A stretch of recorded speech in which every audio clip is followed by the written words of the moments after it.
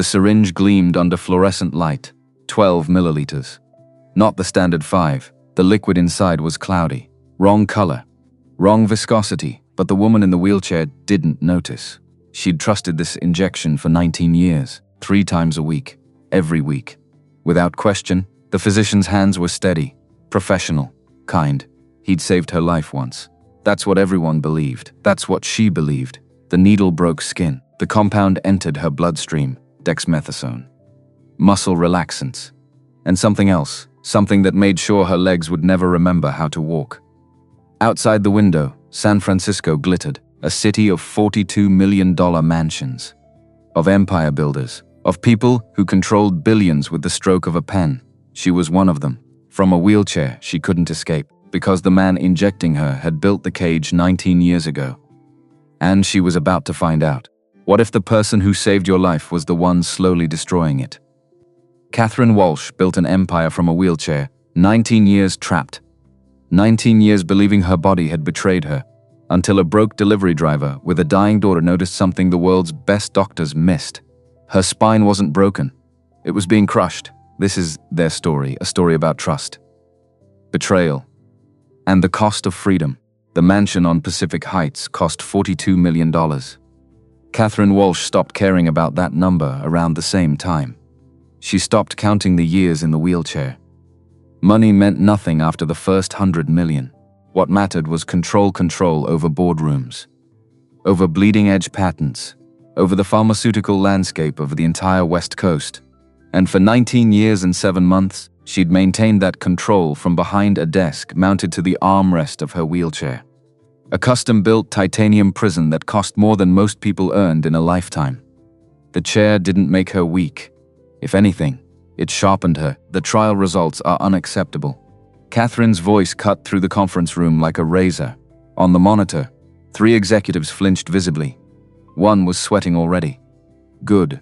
You promised me phase 3 approval by October. It's November. Your team hasn't even resolved the adverse reaction protocols. The lead executive opened his mouth, started to explain. Catherine raised one finger. He stopped. I don't pay you to explain problems, she said. I pay you to eliminate them. The younger executive. Fresh out of business school, probably. Try it again, Miss Walsh. The regulatory standards in the EU are obstacles you were hired to overcome. Catherine tapped one manicured finger against the desk. The sound echoed. You have until December 1st to show me actionable progress. Or I'm reallocating your entire budget to the Singapore division. Are we clear? Silence, then nods. The call ended 2 minutes later with revised deadlines, and at least one executive needing a fresh shirt. Catherine rolled backward from the desk, hands moving expertly across the wheelchair's controls. The motors hummed, smooth, responsive, German engineering. 6-figure prototype. It responded to the slightest pressure. She hated it more than anything in the world. Her assistant appeared in the doorway, Austin Young. Efficient. Terrified of her. Exactly the way she preferred. Dr. Blackwell's office confirmed your 3 o'clock neurotherapy session, he said, holding a tablet. Not making eye contact. And the medical courier service called. They're running behind on this afternoon's delivery. A muscle jumped in Catherine's jaw. How far behind? 20 minutes, maybe 30. Traffic on the bridge. The neurotherapy compounds were time-sensitive. Biological window of less than 4 hours from temperature-controlled storage to injection. Delays weren't just inconvenient. They were expensive. Tell them if the delivery arrives compromised. I'm switching vendors permanently. Austin nodded and disappeared. Catherine turned her chair toward the floor-to-ceiling windows overlooking the bay. San Francisco spread below her like a kingdom she ruled, but could never walk through. 19 years. She'd been 28. Freshly graduated from Johns Hopkins Medical School, ready to revolutionize regenerative biotech, ready to take over the family company and transform it into something that mattered. Then, a drunk driver crossed the center line on Highway 1, and Catherine Walsh's spine shattered in 3 places. At least that's what Dr. Garrett Blackwell told her when she woke up 3 weeks later. Paralyzed from the chest down. She didn't remember much about the crash itself. Just headlights, screaming metal. The smell of gasoline and burnt rubber, waking up in a bed at San Francisco General with Garrett standing over her. His face grave and gentle. distinguished silver hair even back then, wire-rimmed glasses that made him look more like a professor than a surgeon. The damage was catastrophic, he'd said, his voice soft with what seemed like genuine compassion. 3 vertebrae fractured. Spinal cord compression at C6. Most physicians would have written you off, Catherine. But I won't give up on you, and he hadn't. For 19 years, Dr. Garrett Blackwell had been the singular constant in Catherine's life. Her physician, her researcher, her closest advisor, the man who designed her spinal brace, who synthesized her custom neurotherapy treatments, who kept her alive when every other specialist said her condition was hopeless. When her parents died in a plane crash 7 years ago, Garrett had been at the funeral, steady and supportive. When Walsh Pharmaceuticals nearly collapsed during the market crisis, Garrett had restructured the entire research division, saved the company. She owed him everything. The intercom buzzed. Miss Walsh. The courier's here. Catherine rolled toward her private office on the mansion's 2nd floor, where temperature-controlled medical cabinets lined one wall, beside thousands of dollars worth of rehabilitation equipment she hadn't touched in years. The equipment was mostly for show now.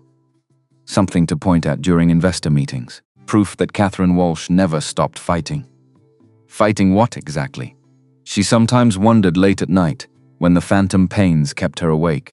The door opened. Austin stepped in first, followed by someone Catherine had never seen before. Not the usual courier. This one was tall, maybe 6'1", dark hair going gray at the temples, the kind of hollow-eyed exhaustion that came from too many bills and not enough sleep. He wore the company uniform, blue jacket. ID badge clipped to his chest, but it fit him wrong, like he'd borrowed it from someone smaller. His shoulders were too broad for the jacket. The sleeves rode up slightly when he moved. He carried the insulated medical case carefully, both hands gripping the handles. But there was something in the way he held it, not reverent, just cautious. Miss Walsh, his voice was rough, strained, like he'd been shouting or crying, or both. Delivery from Biologistics. You're new, started last week. He set the case on the counter, hands moving with surprising precision as he unlocked the biometric seal. Strong hands. She noticed scarred knuckles, working hands. James Porter. Catherine watched him work. His movements were efficient but not quite practiced. He checked the seal twice, like he was still learning the protocol. His hands weren't steady. There was a tremor in his fingers, subtle but noticeable. Stress probably. Or caffeine. She'd seen it 1,000 times in overworked residents during her brief medical career. Where's Raphael? Catherine asked. He usually handles my route. Raphael quit. James pulled the thermal container from the case, checking the digital temperature display. They didn't mention why. I got his assignments, and nobody thought to inform me. I'd be trusting my treatments to someone who started last week. His spine went rigid. He didn't look at her, just kept working. Finfers moving across the container's touchscreen, verifying temperatures and transit codes. The compounds are stable, he said. Temperature maintained at 2 degrees Celsius for the entire transit, well within your physician's specifications. That's not what I asked. No, ma'am. Now he did look at her, and something in his eyes wasn't quite fear, wasn't quite respect either. Something harder, older, but it's the answer that matters. Catherine felt the air change. Most people couldn't hold her gaze for more than a few seconds. Executives, employees. Even Garrett sometimes looked away when she fixed them with her full attention.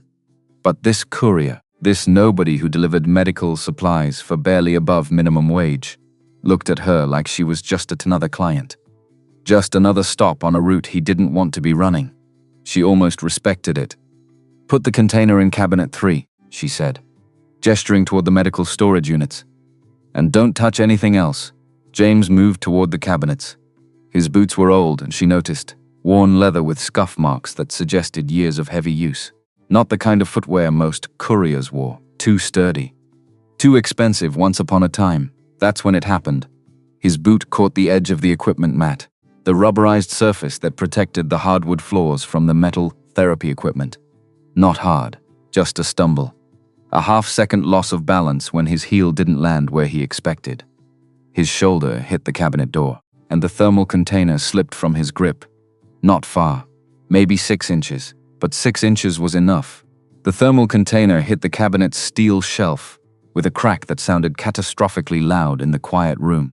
James caught it before it could fall further. His reflexes faster than Catherine expected, but the damage was visible immediately. A hairline fracture across the temperature display.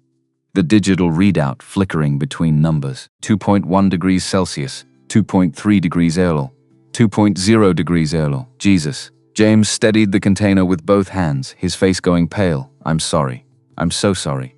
I didn't. Get out. Catherine's voice dropped to something cold and dangerous. The tone she used in boardrooms when someone needed to be reminded exactly who they were talking to. Miss Walsh, I can file an emergency replacement request. Get out. James's face went from pale to ashen. He carefully, so carefully, set the container down on the shelf. I'll file an incident report, he said quietly, backing away from the cabinet. The company insurance will cover replacement costs. This won't affect your treatment schedule. Do you have any idea what you just damaged? Catherine rolled closer.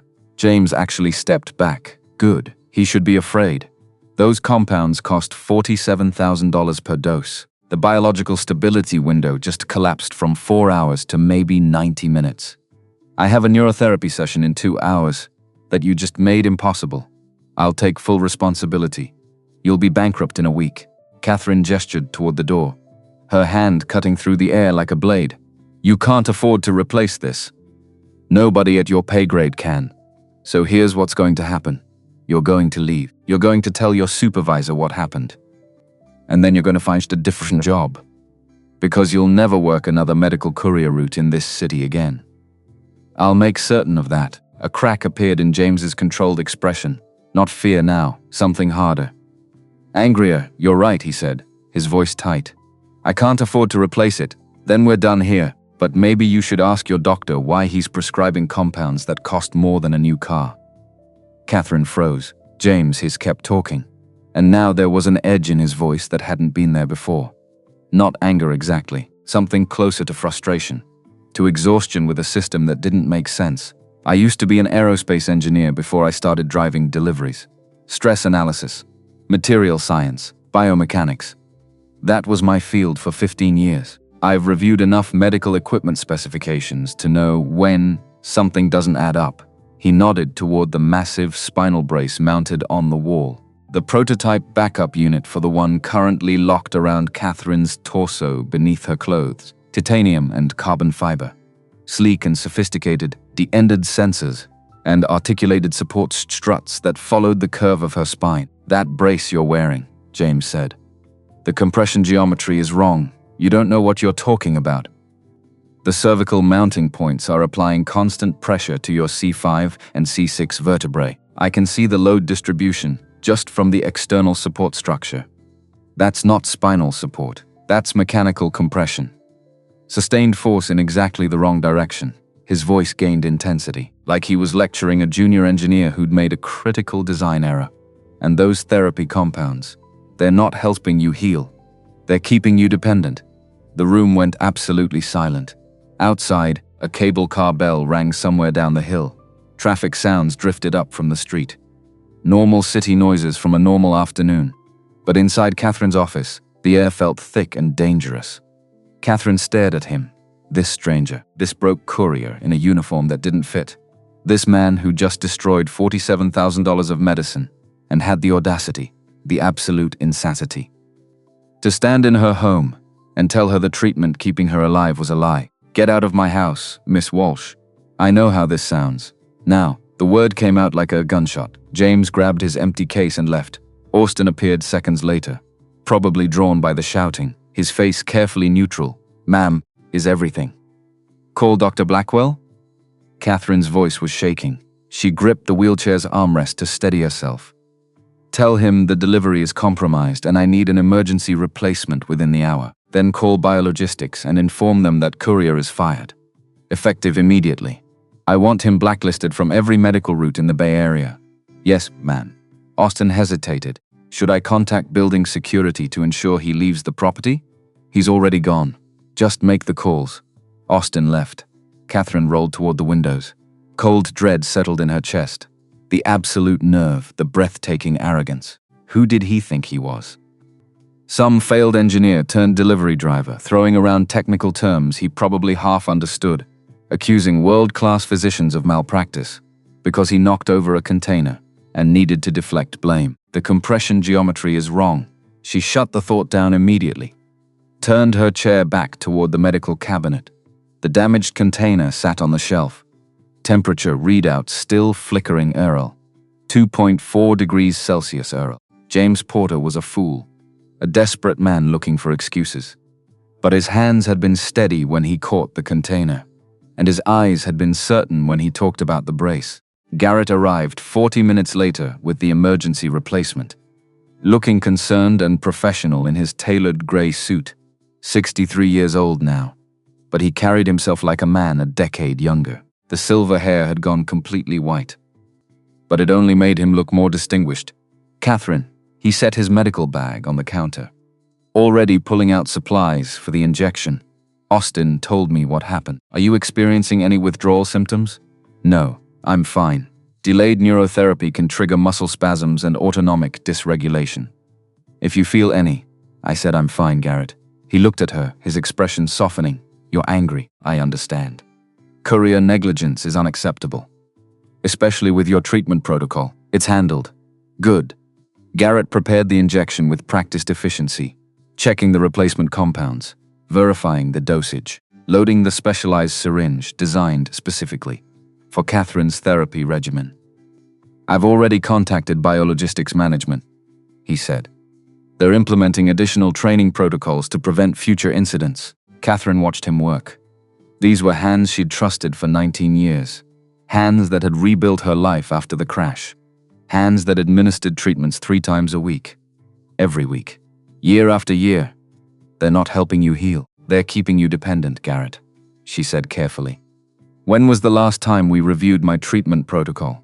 He glanced up, still preparing the injection. "We adjust dosages quarterly based on your biomarkers." "Why? I mean fundamentally reviewed it. The core compounds, the delivery mechanism, the protocol is optimized for your specific neurological profile." He held the syringe up to the light, checking for air bubbles. "Why are you asking?" The courier said something before he left. Garrett's hand stilled. Just for a second, then he continued working. "Oh?" He claimed the medications were overpriced, that the active ingredients were pharmaceuticals marked up thousands of %. The courier was an expert in biochemistry, was he? Garrett's voice carried gentle amusement. "Catherine, these are custom synthesized compounds. The molecular structures are proprietary. Of course they're expensive." He also said the brace compression geometry was wrong. Now Garrett did stop. He set the syringe down carefully and turned to face her fully. "What exactly did this courier say to you?" "That the cervical mounting points apply too much pressure. That it's compressing my spine instead of supporting it." Garrett was quiet for a moment, then he sighed. The sound of a patient teacher dealing with a difficult student. "Catherine, you're one of the most brilliant people I know. But you're not an engineer. Neither was this courier, I'm guessing." Despite whatever credentials he claimed, he said he worked in aerospace stress analysis, and now he delivers packages. Garrett walked over to the mounted backup brace, running his hand along the titanium framework. This device was designed by the best biomedical engineers in the world. MT, Stanford, Johns Hopkins. The compression forces are precisely calibrated to stabilize your injury while allowing maximum possible mobility. Without this brace, your spine would collapse. "You know this. I know what you've told me." The words came out sharper than Catherine intended. Garrett looked at her, really looked at her, and something unreadable flickered in his eyes. "You're scared," he said gently. "That's understandable." This courier introduced doubt. And doubt is terrifying when you're dependent on medical treatment for survival. "I'm not scared. I'm asking questions. Questions based on the uninformed opinion of a stranger who damaged your medication and needed to deflect blame." Garrett picked up the syringe again.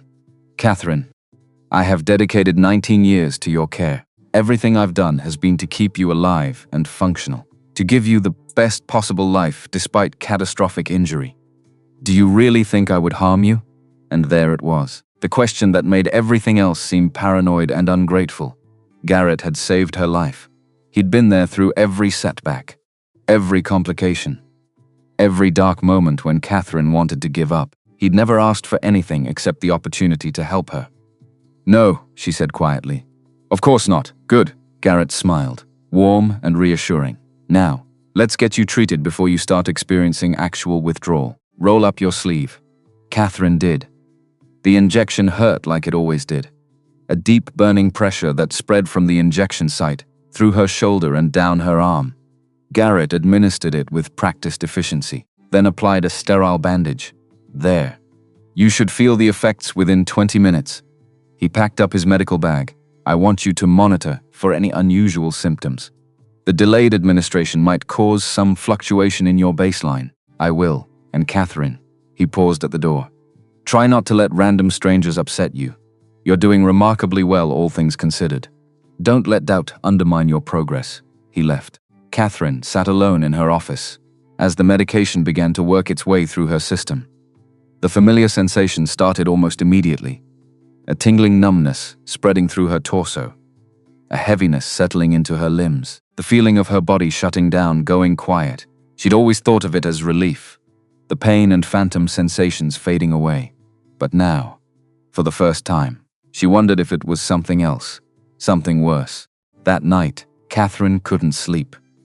She told herself it was just the delayed treatment schedule throwing off her routine. But at 2 a.m, she found herself in front of her computer, pulling up files she hadn't looked at in years. Medical records from the accident, engineering specifications for the spinal brace, treatment protocols and compound analyses and biomarker reports, spanning 19 years. At first, she didn't know what she was looking for. Just reviewing, just being thorough. Proving that courier wrong so she could stop thinking about his words. But the more she read, the less certain she became. The initial MRI from the night of the crash showed significant damage. Yes, but the radiologist notes mentioned incomplete cord injury and potential for partial neurological recovery with aggressive intervention and rehabilitation. Partial recovery, not permanent paralysis. Catherine pulled up the surgical notes from her emergency stabilization procedure. The operation Garrett had performed to save her life. It described internal fixation hardware, decompression of the spinal canal, administration of high-dose methylprednisolone to reduce inflammation. Standard trauma protocol. Nothing experimental. Nothing that would necessitate 19 years of custom neurotherapy. She opened the brace specifications next. The technical documents Garrett's team had provided when they first designed the prototype, LOM bearing calculations. Pressure distribution models, biomechanical stress analysis. Catherine had been a medical student, not an engineer, but she understood enough. She'd taken biomechanics courses. She knew basic physics. And what she saw didn't make sense. The cervical mounting bolts were rated for sustained compression forces nearly 3 times higher than spinal support required. The design specs called for titanium alloy bolts capable of withstanding 450 newtons of continuous force. But typical cervical stabilization hardware maxed out around 150 newtons. Why would a support brace need triple the load capacity? Unless it wasn't just supporting, unless it was actively compressing. Catherine's chest tightened. She zoomed in on the interior schematic, the part of the brace that sat directly against her skin. The design showed thin embedded circuits running along the interior surface. She'd always assumed they were monitoring sensors, tracking her neurological responses, collecting data. But the circuit specifications listed them as transdermal delivery systems. Chemical patches. Catherine pulled up the compound analysis for her neurotherapy treatments. Cross-referenced the molecular structures against the patch specifications. The chemistry was complex. Garrett's synthesis techniques were genuinely sophisticated. But the base compounds were identifiable. Dexamethasone derivatives, muscle relaxants in the benzodiazepine family, and something else, a proprietary molecule she didn't recognize. But the functional group suggested it was blocking acetylcholine transmission. The patches in her brace were releasing the same compounds Garrett injected during therapy sessions. Slow-release neurological suppressants, chemicals that prevented nerve regeneration while mimicking the symptoms of permanent paralysis, not treatments. Inhibitors. Catherine sat in the darkness of her office, the blue glow of computer screens washing over her face. Anne felt her entire world collapse. For 19 years, she'd trusted Dr. Garrett Blackwell with her life. He'd saved her, rebuilt her, given her a future when every other doctor said she'd never survive. And for 19 years, he'd been poisoning her. 3 days later, James Porter stood in the biologistics supervisor's office, staring at a termination notice that felt like the final nail in a coffin he'd been building for 5 years. "I don't understand," he said, though he understood perfectly. "The incident report clearly states the container damage was accidental. I followed protocol for emergency notification. The incident report states you damaged a high-value medical shipment and made inappropriate comments to a client, his supervisor. A heavy-set man named Ron, who'd worked logistics for 30 years and hated every minute of it, didn't even look up from his computer. Catherine Walsh is one of our most important accounts. She requested your immediate termination and blacklisting from all medical routes. You're lucky she's not suing. I was trying to help her by telling a biotech CEO that her medical treatment is fake." Ron finally looked at him, his expression somewhere between pity and contempt. "James, I don't know what happened to you before you came here, but this job has one rule: deliver the package. Keep your mouth shut. Go home." You couldn't manage that for 2 weeks. Fear hit him like ice water. He thought about his daughter, about Emma's medical bills, stacking up on the kitchen counter at home, sorted into piles marked urgent, overdue, and collections, about the insurance company's latest denial letter for the experimental treatment that might actually help her chronic condition, instead of just managing symptoms until the inevitable happened. "I need this job," he said quietly. "You should have thought about that before you decided to play doctor with a billionaire's medical care." "I wasn't playing. I know what I saw. You saw an opportunity to shift blame after you screwed up." Ron turned back to his computer. "That's what I put in my report to corporate. You're done, James. Clean out your locker." The termination was effective immediately. James walked to the break room, opened locker 247, and stared at the pathetic contents. A spare uniform jacket he'd never need again. The photo of Emma he'd taped to the inside of the door. Her kindergarten picture, the one where she was missing her 2 front teeth and smiling like nothing in the world could hurt her. She'd been healthy then, before the autoimmune flare started, before the hospital stays and the specialist appointments and the carefully worded conversations about managing expectations. James took the photo down carefully, left the jacket. His car didn't start on the first try, or the second. The battery was dying, another expense he couldn't afford. It finally turned over on the 4th attempt, the engine coughing like a sick animal. James sat there in the parking lot, hands on the steering wheel, wondering how exactly he'd fallen this far. Mehmet graduate, aerospace engineering, top 15% of his class. He'd worked on satellite propulsion systems for Lockheed Martin, designed stress analysis models for hypersonic aircraft at Northrop Grumman. Then his wife got sick. Cancer.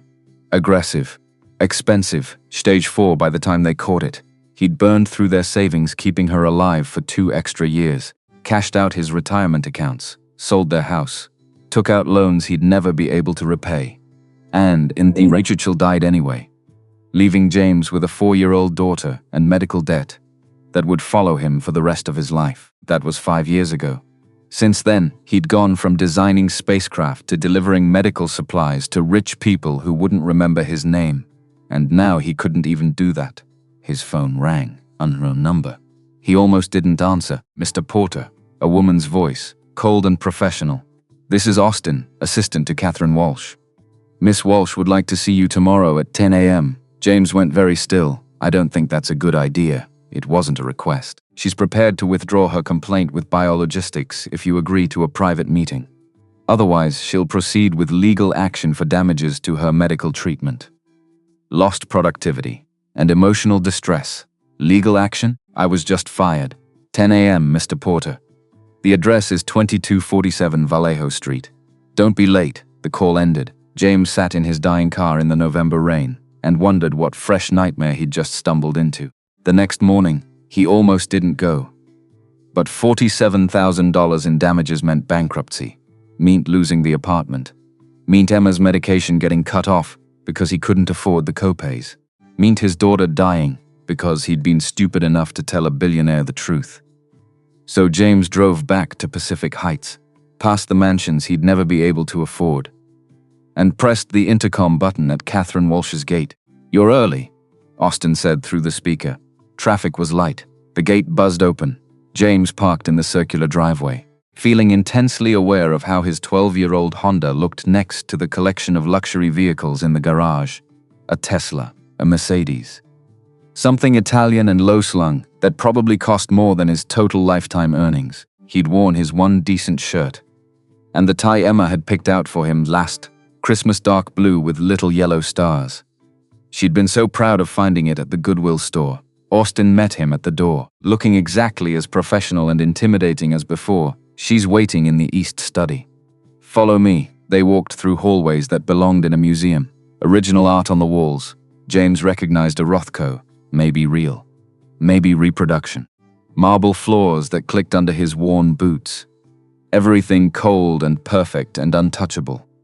Catherine was sitting near the windows when they arrived, her wheelchair positioned to catch the morning light. She looked different than James remembered, smaller somehow, though no less intimidating. Her dark hair was pulled back severely from her face. No makeup. She wore a simple black sweater that somehow managed to look both casual and expensive. "Mr. Porter," she gestured to a chair across from her. "Sit." James sat, waited. Catherine studied him for a long moment, her eyes sharp and calculating. She looked tired, he realized, like she hadn't slept in days.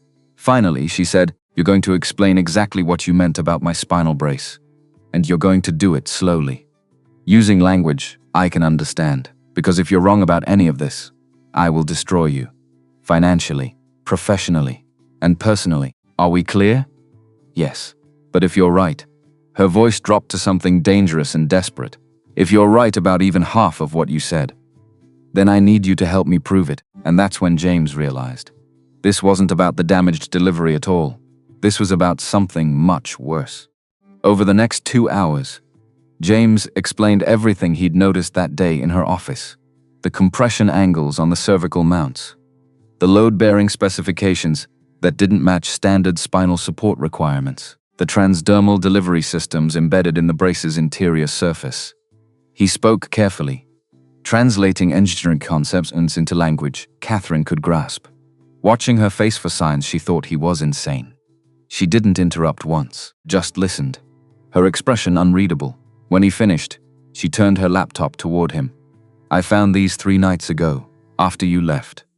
I haven't slept more than a few hours since." James leaned forward, scanning the documents on her screen. Medical records, engineering schematics, chemical compound analyses. His background in material science and stress analysis kicked in immediately. Parsing diagrams, tracking load distributions, identifying structural inconsistencies that shouldn't exist in properly designed medical equipment. And the more he read, the worse it got. This mounting configuration, he pointed at a detailed cross-section of the brace's cervical attachment system. "These bolts are generating sustained compression force of around 380 newtons. Directly onto your C5 and C6 vertebrae. That's not stabilization, that's active compression. Designed to prevent any possible movement or healing. Keep going." James pulled up another file. Chemical specifications for the embedded patches. "These transdermal delivery systems are releasing a compound cocktail every 6 hours. Dexamethasone derivatives to suppress inflammation and prevent tissue repair. Muscle relaxants that mimic paralysis symptoms. And this compound here," he tapped the screen, "the one blocking nerve signals. It's in both the patches and the injections you receive. Preventing your nerves from communicating with your muscles." Catherine's face had gone pale, "So even if my spinal cord could heal naturally, these compounds would prevent it. Not just prevent it. Actively suppress it." James scrolled through the treatment protocol files, and the worst part. "Dr. Blackwell's been giving you the same compounds intravenously 3 times a week. Higher doses. The patches maintain a baseline suppression, and the injections reinforce it." Pause. "For 19 years. For 19 years. The room went quiet. Outside, a delivery truck beeped as it reversed down the narrow street. Normal sounds from a normal day, but inside this office, 2 people were staring at evidence of a crime so methodical and cruel it almost defied comprehension. "Why would he do this?" Catherine's voice came out barely above a whisper. "I don't understand why he would do this to me." James sat back, running his hand through his hair. May I ask you something? What? Who controls Walsh Pharmaceuticals? Catherine's eyes narrowed. I do. I'm CEO and majority shareholder, but if you were incapacitated or declared incompetent, who would take over? The board would appoint an interim executive. Probably.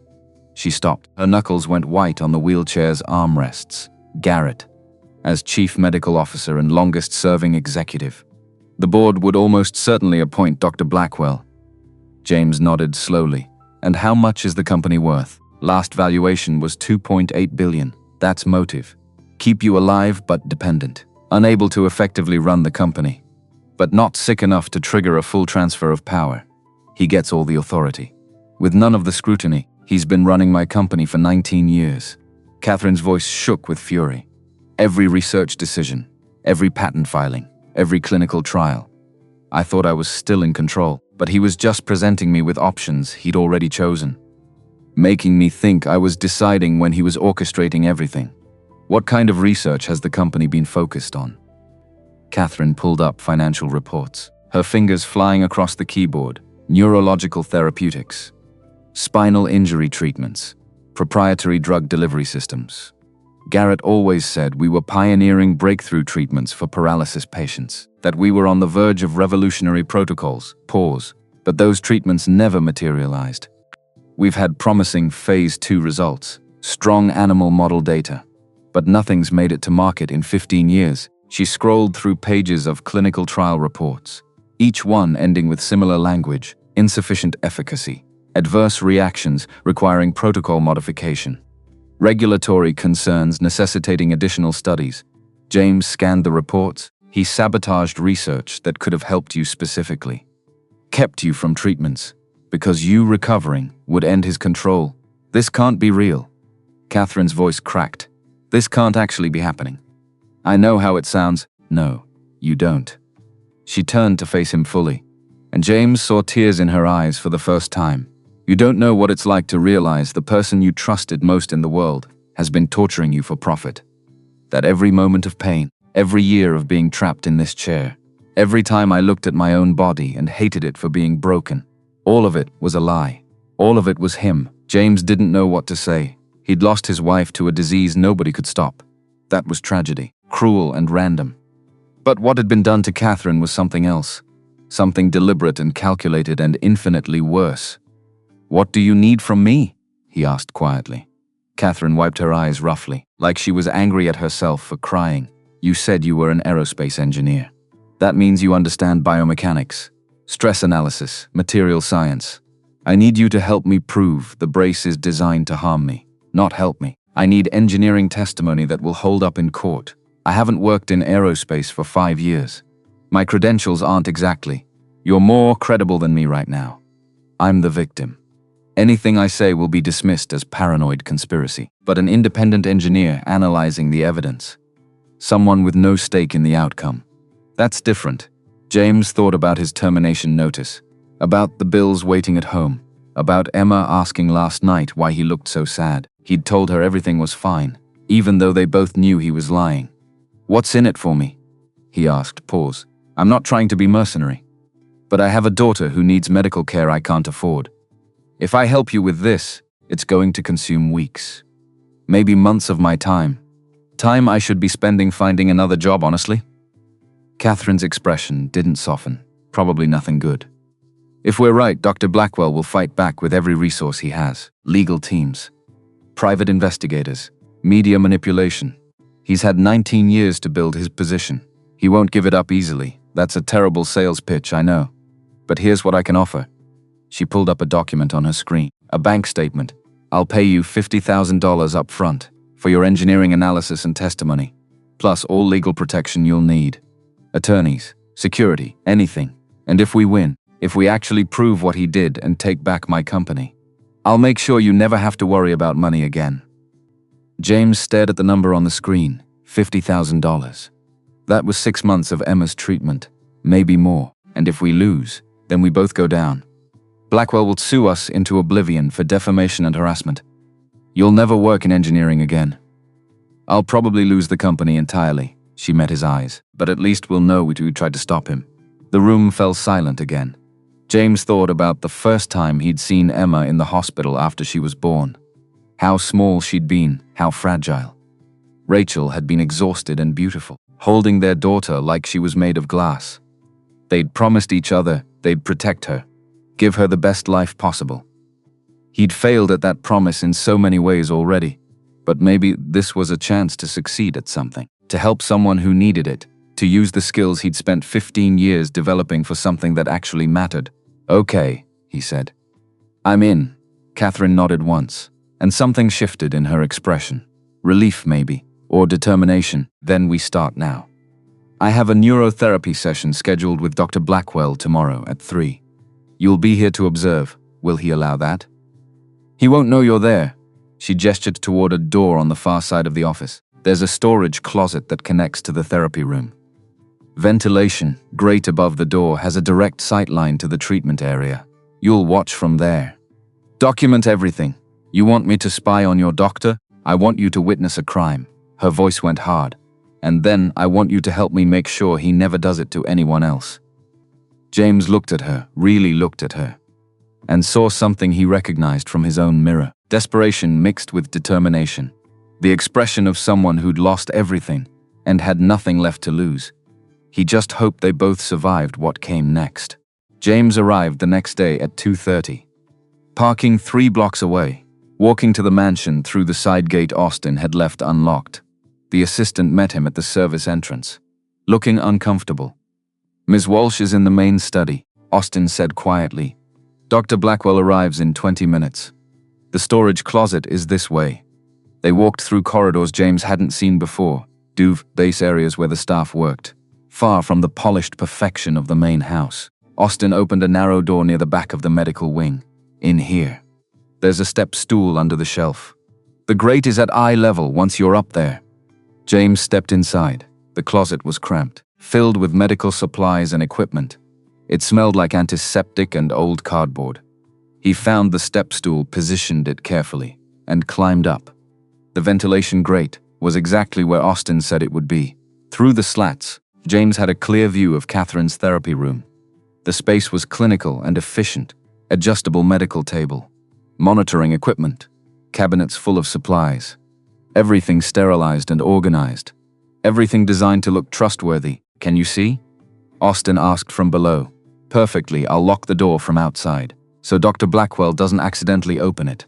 3 knocks when he leaves and I'll let you out." Pause. "Wait." James looked down. "Why are you helping her with this?" Austin was quiet for a moment. "I've worked for Miss Walsh for 6 years. I've watched her push herself harder than anyone I've ever met. Building a company, managing hundreds of employees, fighting through pain that would destroy most people. And I've watched Dr. Blackwell treat her like she was fragile, incompetent, like she needed him to make every decision." A muscle jumped in his cheek. "If he's been hurting her this whole time, then I want him destroyed." He left. The lock clicked. James adjusted his position on the step stool and pulled out his phone, setting it to record video through the grate. Then he waited. Dr. Garrett Blackwell arrived exactly on time, his footsteps echoing in the hallway outside. James heard him greeting Catherine warmly, asking about her week, making small talk about a fundraiser dinner he'd attended. His voice was smooth and professional, caring. The door opened. Blackwell entered carrying his medical bag, looking distinguished and competent in his pressed slacks and button-down shirt. Late 50s, silver hair, wire-rimmed glasses. He looked like everyone's image of a trustworthy physician. "How are you feeling today?" he asked, setting his bag on the counter. "Tired." Catherine's voice sounded strained. "The last treatment left me worse than usual." "That's concerning. Let me check your vitals." Blackwell pulled out a blood pressure cuff, wrapping it around Catherine's arm with practiced efficiency. "Any unusual symptoms? Muscle spasms? Autonomic dysfunction?" "Just exhaustion. Your pressure is slightly elevated. 142/88. Have you been under additional stress?" "The trial is behind schedule. It's frustrating, I can imagine." Blackwell removed the cuff, making notes on his tablet. "But you need to be careful not to overwork yourself. Stress can exacerbate your neurological symptoms." From his hiding spot, James watched the performance. Blackwell's body language was perfect. Attentive, concerned, professional. Nothing in his demeanor suggested He was doing anything except caring for a patient. But then Blackwell opened his medical bag, and James's engineering instinct screamed warnings. The doctor pulled out a prepared syringe, already loaded with Catherine's treatment. James zoomed his phone camera as much as possible, trying to capture details. The syringe was larger than standard. Maybe 10 milliliters instead of the typical 3 to 5. The liquid inside was slightly cloudy, not the clear solution most injectable medications used. Today's compound has a slightly different formulation, Blackwell said, holding the syringe up to check it. I've adjusted the methyl-prednisolone ratio to address your fatigue. You should feel more energized over the next few days, liar, James thought.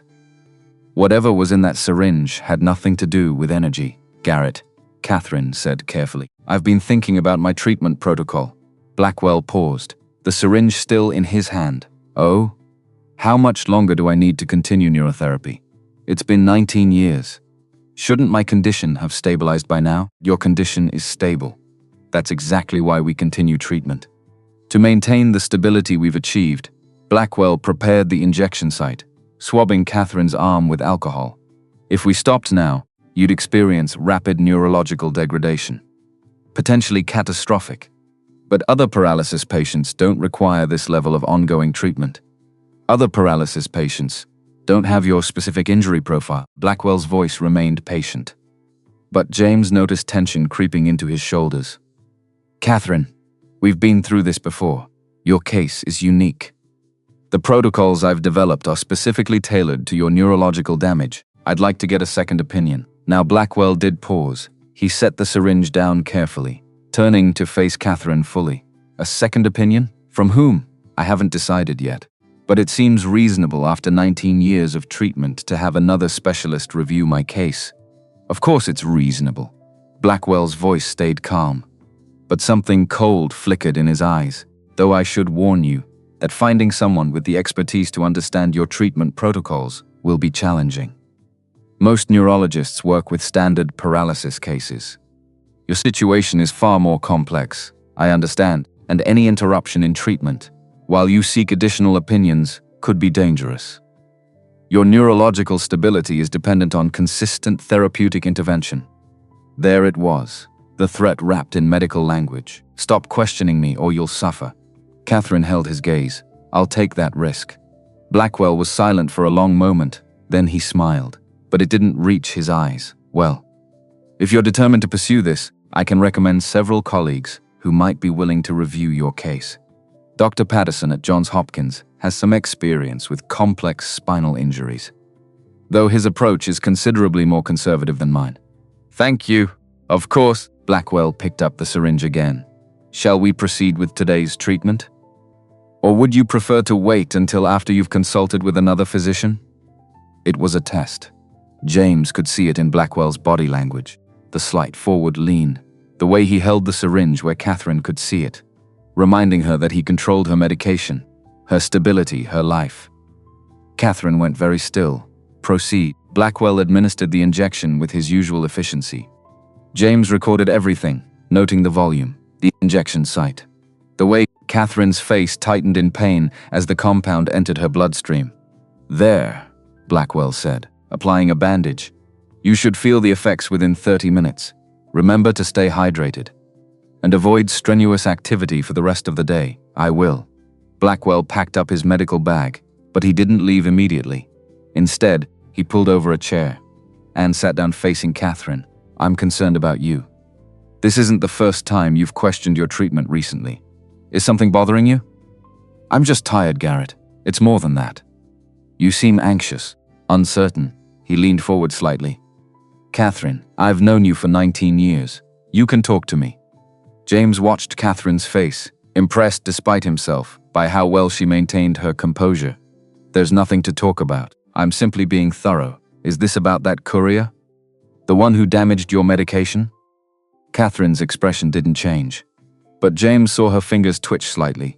What about him? Austin mentioned the man made some inappropriate comments before he left. Something about your treatment being unnecessary. Blackwell's voice carried gentle concern.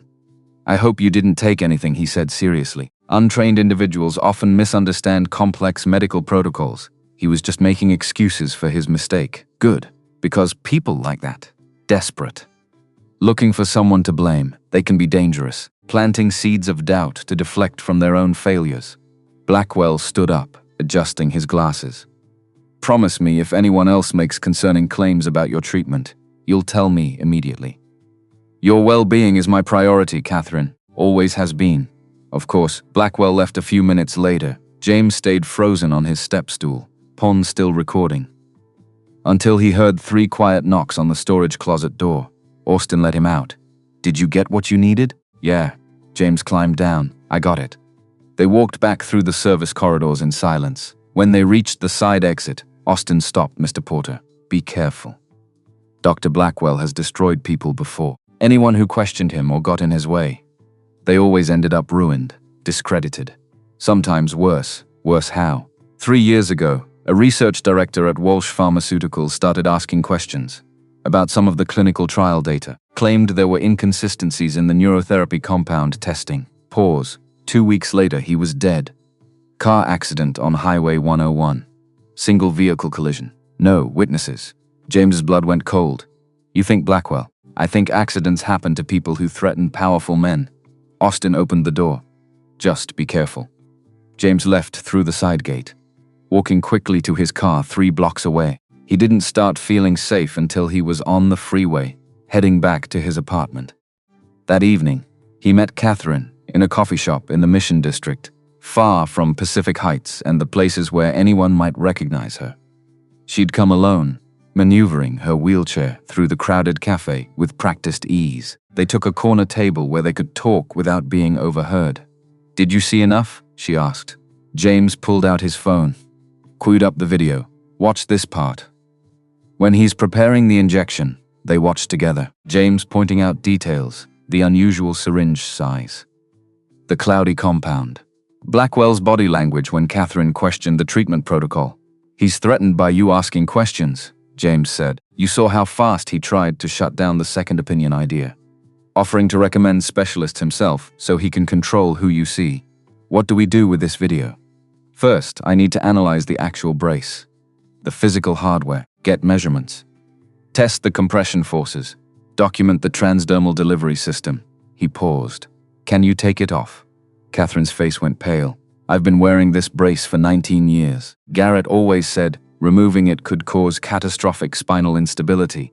He also said you'd never walk again, and that your treatments were keeping you alive. Everything he's told you has been a lie designed to keep you trapped. But what if he's right about this? What if I take off the brace and my spine actually does collapse? James understood her fear. It was the same fear he'd felt watching Rachel's health deteriorate, knowing that any decision he made could be the wrong one. We'll be careful. Medical supervision, imaging equipment on standby. But Catherine, as long as you're wearing that brace, you're being actively poisoned. Every hour, those patches are releasing compounds into your bloodstream. Catherine was quiet for a long time. Then she said, there's a disgraced trauma surgeon who runs an underground clinic in the Tenderloin. Dr. Rachel Bennett. She lost her license 5 years ago after performing an unauthorized emergency surgery that saved a patient's life but violated about 15 hospital protocols. She still treats people who can't afford proper healthcare. You want to go to an unlicensed doctor? I want to go to someone Blackwell doesn't know. Someone who isn't part of the medical establishment that's been covering for him. Catherine's jaw set. Can you contact her? Set up a meeting? I'll try. And James? She met his eyes. Thank you for believing me, for risking this. Most people would have walked away. Most people didn't watch their wife die because the system valued profit over patience. James's voice went rough. If there's a chance to stop someone like Blackwell, I have to try. They left separately. Catherine heading back to her mansion. James returning to the small apartment he shared with his daughter. Emma was already asleep when he got home, her breathing assisted by the nebulizer that helped manage her symptoms. He stood in her doorway for a long time, watching her chest rise and fall, wondering if he was making the right choice. Then he pulled out his laptop and started researching Dr. Rachel Bennett. Finding the clinic took 2 days of careful inquiries and dead-end leads. Finally, a former colleague from James's aerospace days gave him an address in the Tenderloin. A basement access below a closed laundromat. James went alone first, making sure it wasn't a trap or a scam. The clinic, cramped, poorly lit, stocked with medical supplies that looked salvaged from hospital dumpsters. But it was clean, and Dr. Rachel Bennett was real. She was younger than James expected, maybe 42, with tired eyes and steady hands. She listened to his explanation without interrupting, her expression growing darker. "Garrett Blackwell," she said when he finished. "I've heard stories about him. Nothing I could prove. But doctors talk. He's got a reputation for experimental protocols that never quite work out. Patients who get worse instead of better. Can you help us? Removing a spinal brace after 19 years is dangerous, even under ideal conditions. In a basement clinic with minimal equipment, it could kill her, and leaving it on will kill her slowly." Dr. Bennett studied him. "Why are you doing this? What's in it for you?" "My daughter has an autoimmune condition. The insurance company won't cover the treatment that might actually help her. They'd rather pay for palliative care until she dies than invest in a potential cure." James's voice went tight. "Catherine Walsh has been trapped by the same system. If we can prove what Blackwell did to her, it might expose the whole corrupt structure and get you both killed in the process. Maybe, but at least we'll know we tried." Dr. Bennett was quiet for a moment. Then she sighed. "Bring her tomorrow night, midnight, and bring cash. I'll need to acquire some equipment I don't currently have. Imaging capabilities, sterile instruments, monitoring gear. This isn't going to be cheap. How much? 15,000. Minimum." James's chest tightened, but he nodded. "We'll have it." He called Catherine from outside the clinic. "I found someone.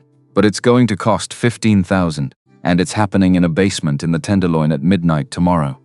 I'll have the money." Catherine's voice was steady. "Send me the address." "Are you sure about this? Once we start, there's no going back. I've been trapped in this chair for 19 years, James. I'm done being afraid." The line went dead. James stood on the sidewalk in the Tenderloin, watching people shuffle past. The homeless, the addicted, the forgotten, the people the system had discarded. And he thought about how close he'd come to joining them. How close Emma still was. Maybe Catherine was right. Maybe it was time to stop being afraid. The next night, James picked up Catherine at a service entrance to her mansion at 11:30. She told Austin she was going to bed early. Her security team thought she was safely locked in her room. Nobody knew she was being helped into James's dying Honda. Her wheelchair folded and shoved into the trunk. They drove through the dark city in silence. Catherine staring out the window at streets she'd probably never seen from this angle, from inside a car that smelled like French fries and had duct tape holding the passenger seat together. "This is what normal life looks like," James said quietly. "For most of us, it's terrifying. Yeah, it is." Dr. Bennett was waiting when they arrived. The clinic prepped and ready. She'd managed to acquire portable imaging equipment and better monitoring gear than James had expected. "Let's see what we're working with," she said, helping Catherine onto the examination table. The first X-rays took 20 minutes to complete. When Dr. Bennett pulled up the images on her laptop screen, all three of them stared in silence. "Your spinal cord was never severed," Dr. Bennett said finally, pointing at the scans. "See here. The C6 burst fracture caused compression and swelling, but the cord itself maintained continuity. With proper treatment and rehabilitation 19 years ago, you might have had a chance at partial recovery. We'll never know for certain now. But the brace and drugs guaranteed you'd never find out." Catherine went very still. "Are you certain?" "I'm certain that what Dr. Blackwell told you was a lie." Dr. Bennett zoomed in on another section. "And this brace. The mounting hardware is compressing your spinal column by at least 15 millimeters. That's catastrophic. It's actively preventing any possible healing. Can you remove it?" "I can try, but Catherine, you need to understand what you're facing. 19 years of compression and chemical suppression has caused significant muscle atrophy and neurological adaptation. Even if we remove the brace and stop the poisoning, recovery will be agonizing. Months or years of physical therapy. The pain will be worse than anything you've experienced, worse than being trapped in this chair." Dr. Bennett met her eyes. "Maybe." For a while, Catherine didn't hesitate. "Do it." The removal took 3 hours. James watched from the corner, feeling useless and terrified, as Dr. Bennett carefully disassembled the brace piece by piece. Each bolt removed made Catherine gasp in pain. Tears streamed down her face, but she never asked them to stop. When the last piece came away, Catherine's torso looked fragile and damaged. Her skin was pale and scarred, where the hardware had pressed against it for 19 years. The chemical patches left residue that Dr. Bennett carefully cleaned away. "How do you feel?" Dr. Bennett asked. "Like I'm going to fall apart." Catherine's voice shook. "Everything hurts. That's your nervous system waking up. The suppression is wearing off. And your nerves are firing for the first time in years." Dr. Bennett administered a mild pain medication, nothing that would interfere with Catherine's neurological recovery. "Over the next few days, it's going to get worse before it gets better. Your body is going to fight you. You'll experience withdrawal from the chemical compounds, muscle spasms, autonomic dysfunction, possibly seizures. Where do I go? I can't go back to the mansion like this." James had already thought about that. "My apartment. It's small, and it's not fancy. But Blackwell doesn't know about it. You'll be safe there while the drugs clear your system." Catherine looked at him like he'd offered her the world. "Thank you." They got her back into the wheelchair, now just for transport, not as a prison, and carefully loaded her into James's car. Dr. Bennett gave them detailed instructions for the next 72 hours, medications to manage symptoms, warning signs to watch for, emergency protocols if Catherine's condition deteriorated. "One more thing," Dr. Bennett said as they were leaving. "I kept several pieces of the brace hardware and samples of the chemical patches for evidence. Whatever you're planning to do with this, make sure it counts." James drove Catherine back to his apartment in the Mission, carrying her up 3 flights of stairs because there was no elevator. Emma was staying at a friend's house for the weekend. James had arranged it carefully, knowing he couldn't explain any of this to his 9-year-old daughter. He set Catherine up in his bedroom, the only private space in the tiny apartment. She looked small and vulnerable without the massive wheelchair, lying on his cheap mattress under blankets that had seen better days. "This isn't what you're used to," he said awkwardly. "No," Catherine's voice was weak but clear. "It's better, because it's real. That first night was hell." Catherine's body revolted against the sudden absence of the suppression compounds. She shook violently, her muscles spasming as her nervous system misfired. James stayed with her, following Dr. Bennett's protocols, monitoring her vital signs, keeping her hydrated and medicated. Around 3 in the morning, she started screaming. Not from pain, from rage. 19 years, she gasped between sobs. 19 years he stole from me. Every day I believed I was broken. Every time I looked at myself and felt disgusted. Every moment I thought I was weak for needing help. And it was all a lie. All of it. James didn't try to comfort her with empty words. He just stayed there, present and solid, while she grieved for the life Blackwell had taken from her. By dawn, the worst of the withdrawal had passed. Catherine lay exhausted on the bed, her face pale, but her eyes clear. "What happens now?" she asked. "Now we gather evidence, document everything. Build a case so airtight that even Blackwell's lawyers can't defend him." James pulled out the x-rays Dr. Bennett had given them, "and then we destroy him." Catherine smiled, fierce and determined despite her exhaustion. "Good, because I want him to lose everything. The way I lost everything." "You didn't lose everything," James said quietly. "You survived, and now you're going to take back what he stole." Outside, the sun rose over San Francisco, painting the sky in shades of gold and red, a new day dawning. And somewhere in Pacific Heights, Dr. Garrett Blackwell was about to discover his carefully constructed lie was falling apart. 36 hours after the removal, Austin called James's phone at 6 in the morning, his voice tight with panic. "Dr. Blackwell knows something's wrong. He showed up at the mansion last night, demanding to see Ms. Walsh. I told him she was resting and didn't want to be disturbed. But he's insisting on conducting an emergency evaluation today. He says her missed therapy sessions indicate a medical crisis." James was already out of bed, pulling on clothes. "What did you tell him?" "That I'd relay the message." "But Mr. Porter, he's not going to accept delays much longer." He looked suspicious, angry. "How much time do we have?"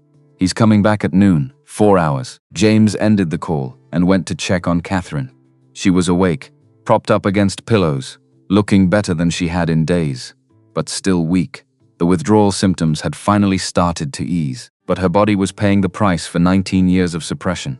Every movement caused pain, her muscles atrophied from years of chemical paralysis. barely responded to her commands. "Blackwell's coming," James said. "He knows something's wrong." Catherine's face hardened. "Good, let him come. I want to see his face when he realizes I'm not wearing his poison anymore." "Catherine, we're not ready. We don't have enough evidence yet, just the brace components and Dr. Bennett's analysis. We need more. Financial records showing he profited from your condition. Communications proving he knew what he was doing. Witnesses who can testify to his control over the company. Then we get it today." She tried to sit up straighter and winced. "Help me to the wheelchair. You can barely move. I don't care. We're going back to the mansion. And we're getting everything we need before Blackwell destroys it." Her voice carried absolute certainty. "This is our only chance, James. Once he realizes I've removed the brace, he'll lock down every file, every record, every piece of evidence. If we don't act now, we lose." James knew she was right. He helped her into the wheelchair, moving carefully, supporting her weight as her legs refused to cooperate. The simple act of transferring from bed to chair left her sweating and exhausted. They made it to the car. James called Austin on the way. "We're coming to the mansion. We need access to Dr. Blackwell's office and Ms. Walsh's private files. Everything related to her medical treatment and the company financials. Dr. Blackwell's office is in the medical wing. It's locked, and I don't have a key. Then we break in." Pause. "Can you get us inside the mansion without security seeing?" "The service entrance. I'll disable the cameras in that corridor for 15 minutes. But after that, you're on your own." They arrived at the mansion 40 minutes later. Austin met them at the service entrance, his face pale. "This is insane. If Dr. Blackwell finds out I helped you." "He's already destroying people," Catherine said, her voice strained but fierce. "It's time someone stopped him." Austin led them through the corridors to Blackwell's office. The door was solid oak with a biometric lock. James studied it for a moment, then pulled out his phone. "I'm going to need some tools. Is there a maintenance room nearby?" 2 doors down, 5 minutes later, James had what he needed. A screwdriver set and a small pry bar. The biometric lock was sophisticated, but the door frame wasn't reinforced properly. Basic security theater, designed to look impressive without actually being impenetrable. He wedged the pry bar into the gap between door and frame, applying steady pressure until the latch mechanism gave way with a crack. The office was exactly what James expected. Expensive furniture, medical journals on the shelves, diplomas from prestigious universities on the walls, everything designed to project competence and authority. Catherine rolled to the desk and started opening drawers. Her hands shook from exertion and withdrawal, but she moved with determination. "Look for anything related to my treatment protocols, financial records, communications about the company." James went to the filing cabinets while Austin stood watch at the door. The files were meticulously organized. 19 years of medical records, research notes, clinical observations. James started photographing pages with his phone, working as fast as he could. Then Catherine found the laptop. "James, look at this." The computer was password protected, but Blackwell had made a critical mistake. He'd left it in sleep mode rather than fully shut down. Catherine woke the screen, and a spreadsheet appeared. Financial projections for Walsh Pharmaceuticals spanning the next 5 years. "This is the company's strategic plan," Catherine said, scrolling through the document. "But I've never seen this version before. These numbers don't match what the board approved." James leaned over her shoulder, scanning the data. Revenue projections showed a massive spike in year 3, tied to something labeled Project Meridian. The projected income was staggering. Over $4 billion from a single pharmaceutical product line. "What's Project Meridian?" James asked. Catherine's face went white. "I don't know. I've never heard of it." She opened another file. Clinical trial data for an experimental paralysis treatment. But the dates didn't make sense. The trials had been conducted over the past 3 years, using patient data Catherine had never authorized. The test subjects showed remarkably positive responses to a new neurotherapy compound. A compound that looked almost identical to the suppression drugs Blackwell had been giving Catherine. Just with the molecular structures reversed, "He's been developing the cure," Catherine whispered. "The whole time he was poisoning me, he was perfecting a treatment that could actually help paralysis patients. And he was planning to launch it himself. Using my company's resources." James felt sick. Let me see the financial projections again. Catherine pulled up the spreadsheet. James traced the revenue models, to cross-referencing them with the clinical data. The pattern became clear. He was going to keep you dependent until Project Meridian launched. Then he'd discover that your specific injury profile responded to the new treatment. You'd be his miracle patient. Proof the therapy worked. The publicity alone would drive stock prices through the roof. And with you grateful for your recovery, he'd have complete control of the company during the most profitable phase. But why keep me paralyzed for 19 years? Why not just develop the treatment and use it? Because he needed time to patent every aspect of the therapy under Walsh Pharmaceuticals' name. Time to set up the manufacturing infrastructure. Time to position himself as the genius behind the breakthrough. James pointed at the financial models. Look at the profit margins. He's planning to charge $300,000 per treatment course, with millions of paralysis patients worldwide. That's trillions of dollars. Catherine's voice was hollow. He was building an empire on human suffering. My suffering, Miss Walsh. Austin appeared in the doorway. His face panicked. Dr. Blackwell just pulled up outside. He's early, copy everything, Catherine said. Her fingers flying across the keyboard. Every file on this computer. There's no time. Make time. James grabbed a USB drive from Blackwell's desk drawer and started the transfer. The progress bar crawled across the screen. 12%, 15%, 20% outside. They could hear Blackwell's voice in the main hall, asking where Miss Walsh was. Austin told him you were in your private office, Austin whispered. That buys us maybe 2 minutes, 35%. 40%. Blackwell's footsteps echoed in the hallway, getting closer. 50%. He's coming this way, Austin said. 65%. Catherine closed her eyes. James, take the drive and go. Get out through the service entrance. I'm not leaving you. He can't hurt me physically. Not here, not now. But if he catches you with that evidence, he'll destroy it and claim you fabricated everything. Her voice gained intensity. Go. Finish this. 70%. The doorknob rattled. Why is my office door damaged? 85%. Now James, the transfer hit 100%. James yanked the USB drive, shoved it in his pocket, and ran for the service corridor. Behind him, he heard the office door slam open.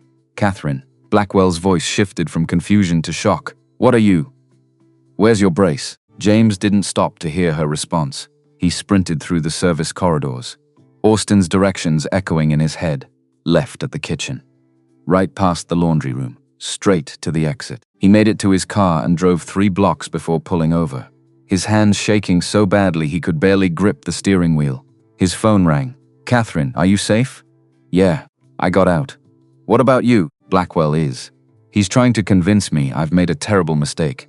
That removing the brace will kill me. He's insisting on emergency medical intervention. Don't let him touch you, I won't. But James, he knows we're coming for him. I can see it in his eyes. He's already planning his defense. Let him plan. We've got his files. Evidence of fraud, medical malpractice, conspiracy, enough to bury him. It's not enough. Catherine's voice dropped. We need something that proves intent. Something that shows he knew exactly what he was doing from the beginning. Otherwise, his lawyers will claim it was all unfortunate mistakes. Experimental treatments that had unexpected side effects. James thought about the files he'd copied, the clinical trials, the financial projections. It was damning. But Catherine was right. A good legal team could spin it as well-intentioned research gone wrong. What about communications? Emails, phone records. Anything showing he discussed the plan with someone else? His personal communications would be on his phone. Or his home computer, not the office laptop. James's mind raced. Where does he live? Pacific Heights, 2847 Broadway. But James, that's breaking and entering. If you get caught, I'm already in too deep to worry about that. He pulled back onto the road. I'll call you when I have something. Wait, his security system is sophisticated. You can't just break a window. I'm an engineer, remember? I'll figure it out. He ended the call before she could argue further. Blackwell's house was a Victorian mansion that probably cost $15 million. Situated on a tree-lined street, where every property screamed old money. James parked 2 blocks away and approached on foot, trying to look like he belonged there. The security was visible from the street, cameras on the corners, motion sensors in the landscaping. a professional system designed to keep people out. But security systems had weaknesses. They always did. James circled the block, studying the house from different angles. The cameras covered the main entrances and the ground floor windows. But there was a blind spot near the garage, where two camera fields didn't quite overlap. He checked his phone. 1:15 in the afternoon. Blackwell was still at Catherine's mansion, which meant the house should be empty. James slipped into the gap between camera coverage and approached the garage. The side door was locked, but the frame was old wood that had warped slightly over the years. He used the pry bar from earlier, working carefully, applying pressure until the lock gave way. Inside, the garage was immaculate. A black Mercedes, probably worth more than James's entire life savings. Shelves of organized tools and supplies, everything in its place. James moved quickly through the interior door into the house itself. The alarm system beeped, 30 seconds to enter the code before it triggered. He pulled out his phone and called a number he'd found earlier through some creative searching. Sentinel Security Systems. "How can I help you?" James disguised his voice, making it deeper, more authoritative. "This is Dr. Garrett Blackwell. I'm having trouble with my home system. It's beeping and I can't remember the disarm code. I'll need to verify your identity, sir. What's your account number?" "I don't have it with me, but I can give you my address and date of birth." The security representative hesitated. "Sir, I really need the account number. Look, I'm a physician. I'm trying to get home between patient appointments, and my system is malfunctioning. Can you help me or not?" The representative sighed. "What's the address?" James gave it. The representative typed for a moment. "Dr. Blackwell, I'm showing your system is currently in entry delay mode. Do you want me to remotely disarm it?" "Yes, please. Immediately. Done. Is there anything else I can help with today?" "No, thank you." James ended the call just as the beeping stopped. Social engineering, the oldest hack in the book. Security systems were only as strong as the humans operating them. He moved through the house quickly, looking for Blackwell's home office. Found it on the second floor, another carefully curated space designed to project success and competence. The computer here was newer, more secure. James didn't have time to crack it, so he focused on the physical files, medical journals, research papers, correspondence with other physicians. Then he found the safe. It was hidden behind a bookshelf, revealed when James accidentally leaned against a specific volume and triggered a release mechanism. The safe itself was biometric, fingerprint scanner and keypad combination. James stared at it, frustrated. He didn't have Blackwell's fingerprint, and he didn't have time to crack a safe that probably cost $50,000. But he did have a phone with a decent camera. He photographed everything in the office, every paper, every file, every visible surface. Maybe something in the photographs would give him a clue. He buzzed. Doc text from Catherine. Blackwell just left. Said he's going home to gather medical records that will prove removing the brace was dangerous. He'll be there in 20 minutes. James swore and worked faster, pulling open desk drawers, photographing contents, looking for anything incriminating. Bop drawer, buried under tax documents. He found a leather journal. The entries were handwritten, dated, personal. James flipped through pages, his heart pounding. The first entry was dated 20 years ago, before the accident. Met with CW today. Brilliant young woman. Recently graduated from Johns Hopkins. Her parents' company has extraordinary potential, but their conservative approach limits growth. If properly managed, Walsh Pharmaceuticals could dominate the neurotherapy market within a decade. CW lacks the vision to see it. Perhaps that will change. James kept reading. 3 months later, CW's accident presents an unexpected opportunity. The spinal injury is significant, but not catastrophic. Standard treatment protocol would likely result in partial recovery. However, with careful management, her condition could be maintained indefinitely. This would allow for long-term influence over company direction, while she remains nominally in control. Must consider ethical implications, but the potential benefits are substantial. 6 months after the accident, brace design complete. The compression mechanism will prevent natural healing, while appearing to provide support. Combined with neurological suppressants administered as therapy, CW's paralysis can be maintained without arousing suspicion. Her gratitude for my efforts ensures complete trust. The company is now effectively under my control. James felt sick reading it. This wasn't malpractice or negligence. This was premeditated destruction of another human being for profit. He kept photographing pages. Working through years of entries, Blackwell had documented everything: the development of the suppression compounds, the sabotage of legitimate research that might have helped Catherine, the construction of Project Meridian using her company's resources. The most recent entry was dated 2 weeks ago. CW is showing signs of questioning her treatment. The courier incident seems to have planted seeds of doubt. Must monitor carefully. If she becomes too suspicious, may need to accelerate Project Meridian timeline and stage her recovery earlier than planned. The risk is that premature launch could affect stock valuations. But maintaining her trust is paramount. James photographed the last page, just as he heard a car pull into the driveway. Blackwell was home. James shoved the journal back into the drawer, closed everything carefully, and ran for the stairs. He made it to the first floor, just as he heard the garage door opening. No time to go back that way. He sprinted for the kitchen, looking for another exit, found a door leading to the back garden locked. The garage door into the house opened. Hello? Is someone there?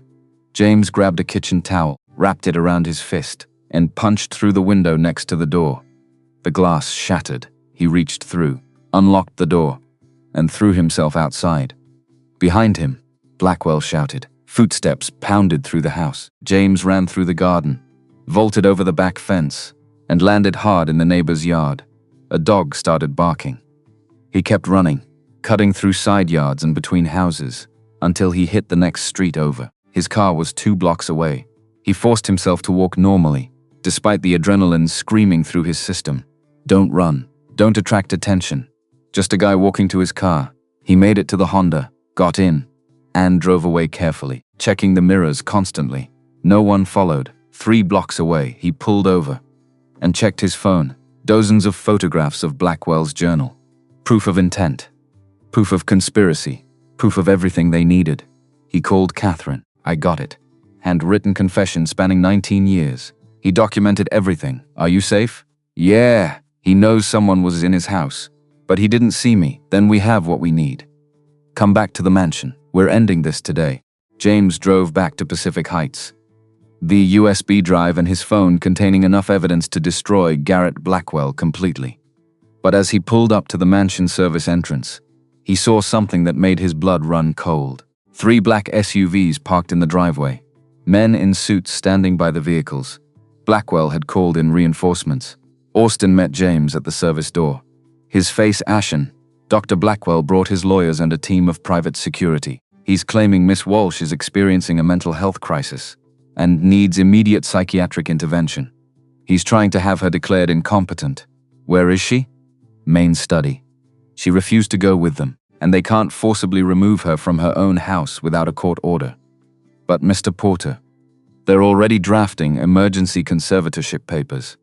If a judge signs them, Blackwell will have complete legal authority over her medical care and her company. James thought fast. How long do we have? Blackwell's assistant is at the courthouse now. Maybe 2 hours before they come back with the paperwork. Then we go to the media, release everything we have to every news outlet in the Bay Area. Once it's public, Blackwell can't hide behind legal maneuvers. The evidence is legally questionable. You broke into his house to get that journal. His lawyers will claim it's inadmissible. I don't care about admissible. I care about public opinion. Once people see what he did, no court will grant him conservatorship over his victim. James pulled out his phone and started composing an email. He attached every photograph of the journal. The files from Blackwell's office computer, the X-rays showing Catherine's spine, was never permanently damaged. The video of her therapy session. He addressed it to the San Francisco Chronicle, the Mercury News, every local TV station, and 3 national investigative journalists he'd found through internet research subject line. Biotech CEO held prisoner by physician for 19 years. Evidence inside. His finger hovered over the send button. Once I do this, there's no taking it back, he said to Austin. Blackwell will come after both of us with everything he has. Then we'd better make sure he loses. James hit send. The emails went out simultaneously to 17 different recipients. Then he called Dr. Bennett. I need you to go on record, he said when she answered. Everything you saw when you removed Catherine's brace. Medical testimony that her paralysis was artificially maintained. I could lose what's left of my medical license permanently. Blackwell is trying to have Catherine declared incompetent, so he can continue controlling her. If we don't stop him now, she goes back into that wheelchair, and the poisoning continues, and Project Meridian launches, making him billions while millions of patients suffer. Dr. Bennett was quiet for a long moment. Send me the journalist contacts. I'll give them everything. James forwarded the information and went to find Catherine. She was in the main study, surrounded by Blackwell's lawyers and security team. But she wasn't backing down. Even exhausted and in pain, she sat in her wheelchair like it was a throne, facing them with absolute defiance. Miss Walsh, you need to understand the seriousness of your condition, one of the lawyers was saying. Removing your spinal brace without medical supervision was a catastrophic decision. Dr. Blackwell is deeply concerned about your mental state. Dr. Blackwell is concerned about losing control of my company. Catherine shot back, and I have news for all of you. In about 15 minutes, every major news outlet in California is going to receive evidence proving he's been committing medical fraud for 19 years.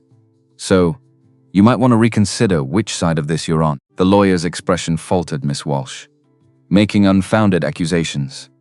They're not unfounded. We have his journal. His own handwriting describing how he deliberately kept me paralyzed. We have financial records showing he planned to profit from my suffering. We have medical evidence proving my spine was never as damaged as he claimed.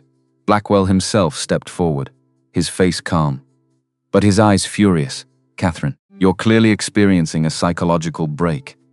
The stress of discontinuing your treatment has affected your judgment. I'm trying to help you. You're trying to save yourself. Catherine's voice carried steel. But it's too late, Garrett. The truth is already out there. As if on cue, James's phone started buzzing. Text messages from blocked numbers. Journalists responding to the evidence. 3 had already published online articles. 2 TV stations were preparing emergency segments for the evening news. The story was breaking. Blackwell's Koch facade cracked. You have no idea what you've done. Everything I built. Everything I worked for. You built it on my broken body, Catherine said quietly. You stole 19 years of my life. You poisoned me, trapped me, used me, and you convinced me to be grateful for it. I saved your life. You destroyed it. The words tore out of Catherine like a physical thing. I believed I was broken because you told me I was. I hated myself because you made me dependent. Every single day for 19 years, I looked at this wheelchair and thought I was weak, that I was less than human, and it was all a lie you created to steal my company. The room had gone completely silent. Even Blackwell's lawyers looked uncomfortable. I gave you everything, Blackwell said. And for the first time, James heard something genuine in his voice. Pain, maybe. Or regret. Your company would have stagnated under your parents' leadership. I made Walsh Pharmaceuticals into a powerhouse. I advanced neurological research by decades. The treatments I developed will help millions of people. By torturing one person for 19 years, James stepped forward. You're not a visionary. You're a monster who convinced yourself the ends justified the means. Blackwell turned to him, and the mask finally dropped completely. You're nobody. A failed engineer playing hero. When this is over, you'll go back to delivering packages, and I'll still be standing. I have resources you can't imagine. Lawyers, connections, political influence. You think releasing some photographs to journalists will stop me? I think the FBI will be interested in your fraud, James said. And the medical board will revoke your license. And Walsh Pharmaceuticals board will remove you the moment they realize you've been using company resources to develop treatments you plan to sell for personal profit. You can't prove any of that. Actually, we can. Catherine pulled up her laptop, turned it around. On the screen was the Project Meridian file. This is corporate theft, Garrett. You used my company's R&D budget, my facilities, my researchers, to develop a treatment you plan to patent under your own name. That's fraud. That's embezzlement. That's about 15 different felonies. Blackwell stared at the screen, his face going gray. It's over, Catherine said softly. Whatever you thought you were building, whatever you believed you were accomplishing, it's finished. And you did it to yourself. One of the lawyers cleared his throat. Dr. Blackwell, I think we should leave now, and I strongly recommend you retain criminal counsel. They left in a rush, the security team following, the lawyers already on their phones. Blackwell was the last to go, standing in the doorway, looking at Catherine with an expression James couldn't quite read. "I did save your life," he said quietly, "after the accident, before I made the other decisions. For the first few weeks, I genuinely tried to help you. I want you to know that, but it wasn't enough," Catherine said. "Saving me once didn't give you the right to destroy me for 19 years. Blackwell left without another word. Catherine sat in the sudden silence. Trembling, James moved to her side, and she grabbed his hand like it was the only solid thing in the universe. "Is it really over?" she whispered. "Not yet. He'll fight back. But we hurt him badly. Pause. I can't feel my legs." Her voice broke. "I thought removing the brace would fix everything. But I still can't feel anything below my waist. Dr. Bennett said recovery would take months, maybe years. Your body needs time to heal from what he did. What if it never heals? What if I went through all of this and I'm still trapped?" James knelt beside her wheelchair, meeting her eyes. "Then you're still free, because even if your legs never work again, you're not poisoned anymore. You're not controlled anymore. You made your own choice. And nobody can take that from you."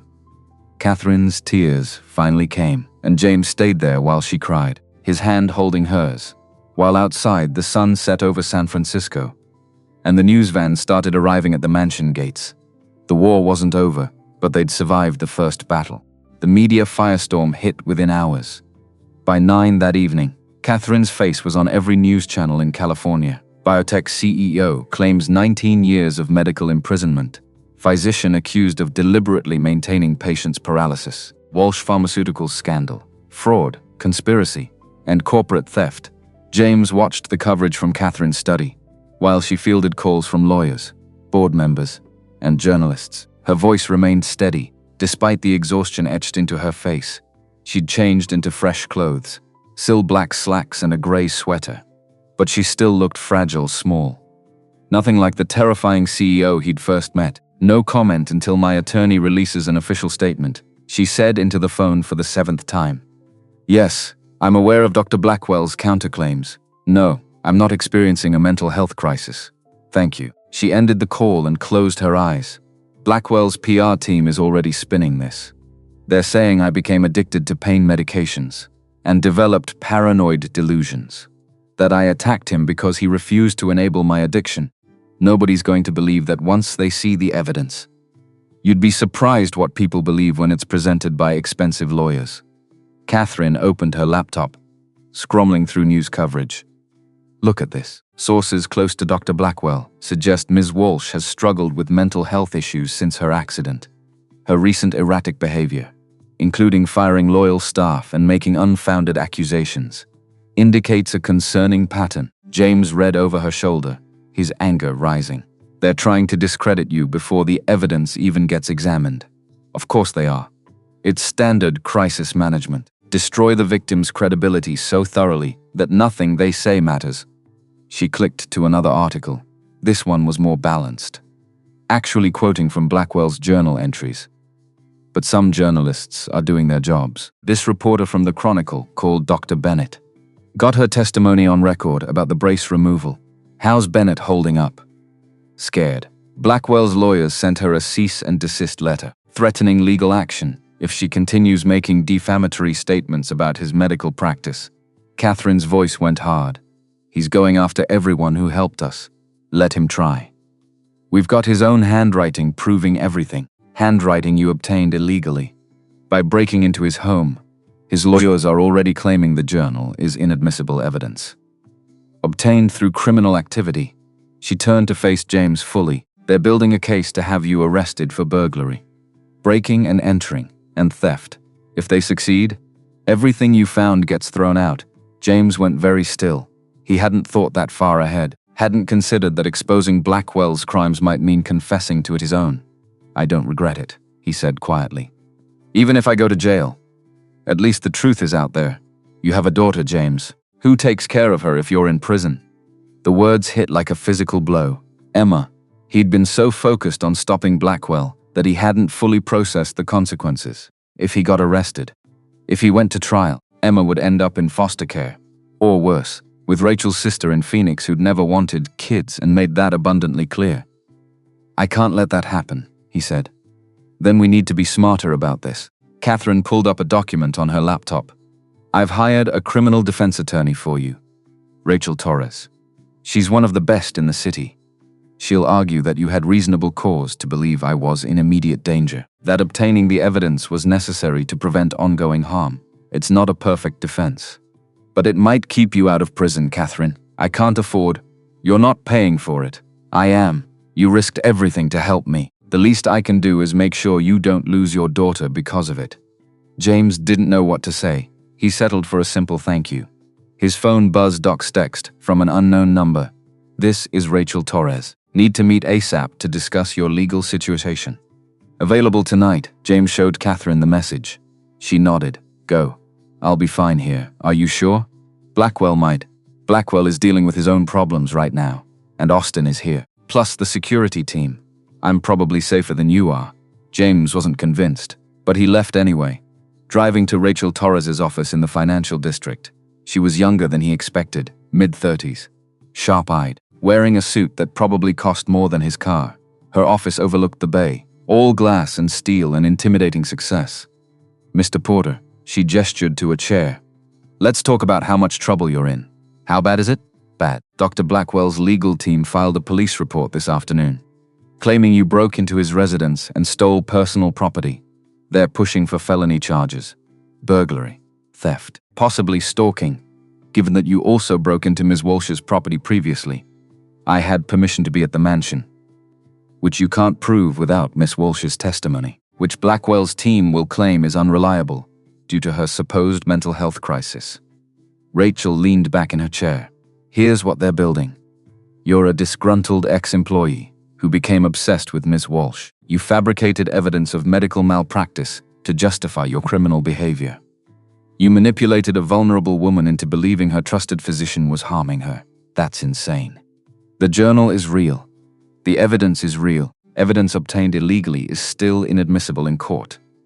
And even if we get it admitted, Blackwell's team will argue the journal entries are taken out of context, that they represent his private thoughts and concerns, not actual intent to harm." James felt the walls closing in. "So what do? We need corroborating evidence that doesn't come from illegal searches. Medical records from independent physicians, testimony from other people Blackwell has harmed, financial records showing his profit from Ms. Walsh's condition. Anything that supports your claims without relying on that journal." "How long do we have?" "Blackwell's team will push for your arrest within 72 hours, unless we can demonstrate to the DA that prosecuting you would expose a larger crime." Pause. "So we have 3 days to build an airtight case against Garrett Blackwell. That's impossible, probably. But impossible is better than hopeless. So let's get to work." They worked until 2 in the morning, building a strategy. Rachel would reach out to former Walsh Pharmaceuticals employees, looking for anyone willing to testify about Blackwell's control over the company. She'd also contact medical ethics boards and regulatory agencies, filing formal complaints that would trigger official investigations. James's job was to find the financial trail. If Blackwell had profited from Catherine's condition, there would be money somewhere. Offshore accounts, shell companies, unexplained income. He just had to find it. He got home at 3, exhausted and wired. Emma was asleep at their neighbor's apartment. Mrs. Peterson had been watching her for the past few days, asking fewer questions than she probably should have. James paid her what he could afford and carried his daughter home, tucking her into bed. She stirred as he pulled the blanket up. "Dad? Hey, sweetheart, go back to sleep. Are you okay? You look sad." James forced a smile. "I'm fine. Just tired. Mrs. Peterson said you were on TV. She said you're helping someone." "Yeah, I'm trying to." Emma was quiet for a moment. Then she said, "Mom used to say helping people was the most important thing. Even when it's hard." James's throat tightened. "Your mom was right? Is it hard now?" "Yeah, it's pretty hard. But you're still doing it?" "I'm trying." Emma smiled sleepily. "Then I'm proud of you."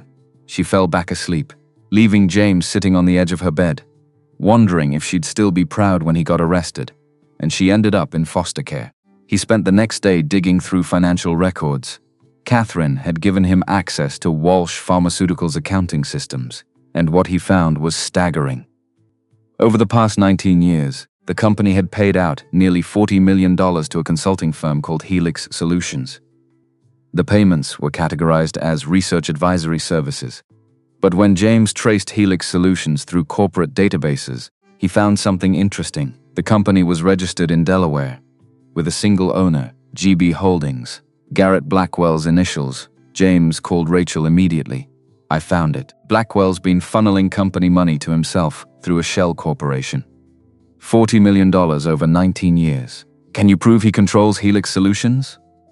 The corporate registration lists GB Holdings as the owner. That's not definitive, but it's damn suspicious. Get me everything you have. I'll bring it to the DA this afternoon. James sent the files and kept searching. The more he dug, the worse it got. Helix Solutions had received payments not just from Walsh Pharmaceuticals, but from 3 other pharmaceutical companies. Always for research advisory services. Always in amounts just below the threshold that would trigger automatic audits. Blackwell had been running this scam for years, using multiple companies to hide the money trail. By evening, Rachel had more news. The DA is interested. Not interested enough to drop the charges against you, but interested enough to open an investigation into Blackwell's finances. That buys us time. How much time? Maybe a week. Possibly 2 if we're lucky. It wasn't enough, but it was something. The breakthrough came from an unexpected source. Austin called James late that night, his voice tight with urgency. I found something in Miss Walsh's old medical records, the ones from right after the accident. Dr. Blackwell wasn't the attending physician in the emergency room that night. Someone else was. Dr. Helen Crawford. She's the one who performed the initial assessment and stabilization surgery. But her name doesn't appear anywhere in the subsequent treatment records. It's like she disappeared from the case completely. James felt electricity run through him. Where is she now? That's the thing. I can't find her. She left San Francisco General 6 months after Miss Walsh's accident. No forwarding address. No current medical license. It's like she vanished. People don't just vanish. Especially doctors, unless someone made them vanish. James thought about what Austin had said earlier. About the research director who died in a convenient car accident. About people who got in Blackwell's way ending up ruined or dead. Find her, James said. Whatever it takes. If Dr. Crawford was the original attending physician, she might know what really happened that night. She might have evidence that Blackwell's treatment plan was wrong from the beginning. Austin worked his contacts. While James searched online databases, Rachel used her legal connections to pull medical licensing records. It took another day and a half of relentless searching before they finally found a lead.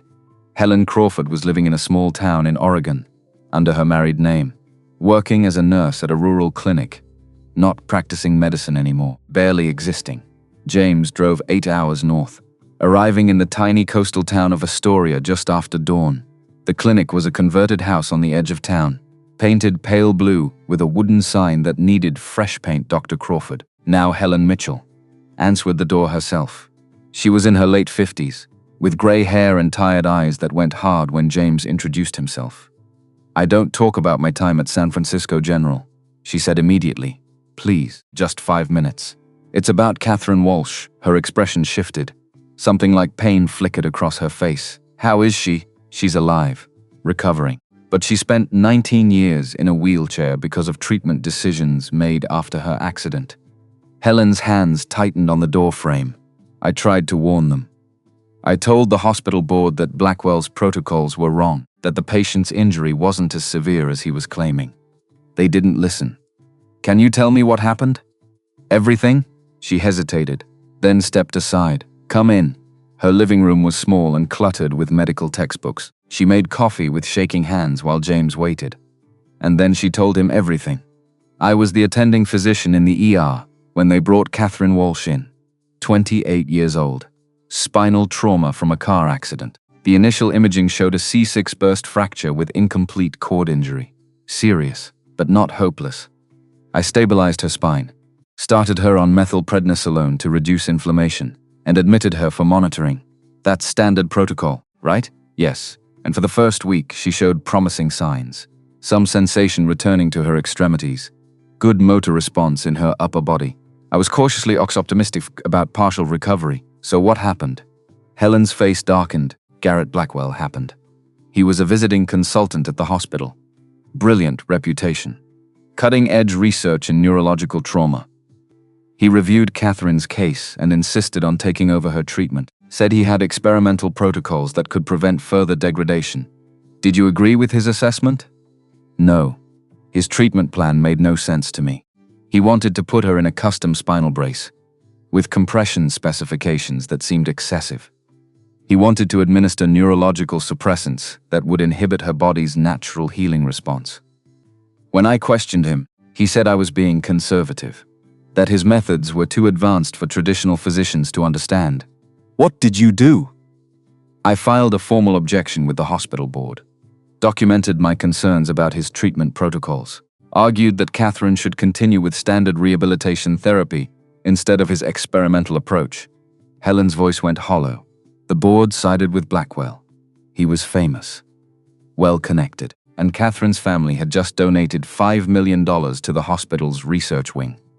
No one wanted to contradict the genius physician, so they removed you from the case. Worse, they suggested I was experiencing professional jealousy, that I was undermining a more qualified physician because I resented his expertise. She laughed bitterly. 6 months later, I was forced to resign, after a series of complaints about my patient care. Complaints that appeared out of nowhere, from patients I'd never even treated. Blackwell destroyed your career. He made sure I could never practice medicine again. I moved here, changed my name, tried to forget. She met James's eyes, but I never forgot Catherine Walsh. I used to search for news about her, just to see if she'd recovered. When I saw she was still in a wheelchair after all these years, I knew I'd been right. I knew Blackwell had done something terrible to her. Would you be willing to testify? Go on record about what happened. Helen was quiet for a long time. If I do, he'll come after me again. Destroy what's left of my life. He's already doing that to other people. And he'll keep doing it unless someone stops him. She closed her eyes, took a breath. What do you need me to do? James recorded her testimony right there in her living room, using his phone's video camera. Helen described everything: the initial assessment, her objections to Blackwell's treatment plan, the hospital board's decision to side with him, the systematic destruction of her career when she wouldn't back down. It took 2 hours to get everything on record. When they finished, Helen looked exhausted, but somehow lighter, like she'd been carrying this weight for 15 years, and had finally set it down. Thank you, James said. Don't thank me yet. Wait until we see if it actually makes a difference. James drove back to San Francisco. The video testimony backed up on 3 different devices, in case something happened to his phone. He went straight to Rachel's office. She watched the video twice, making notes. This is good. This is really good. An attending physician from the night of the accident, contradicting Blackwell's treatment decisions.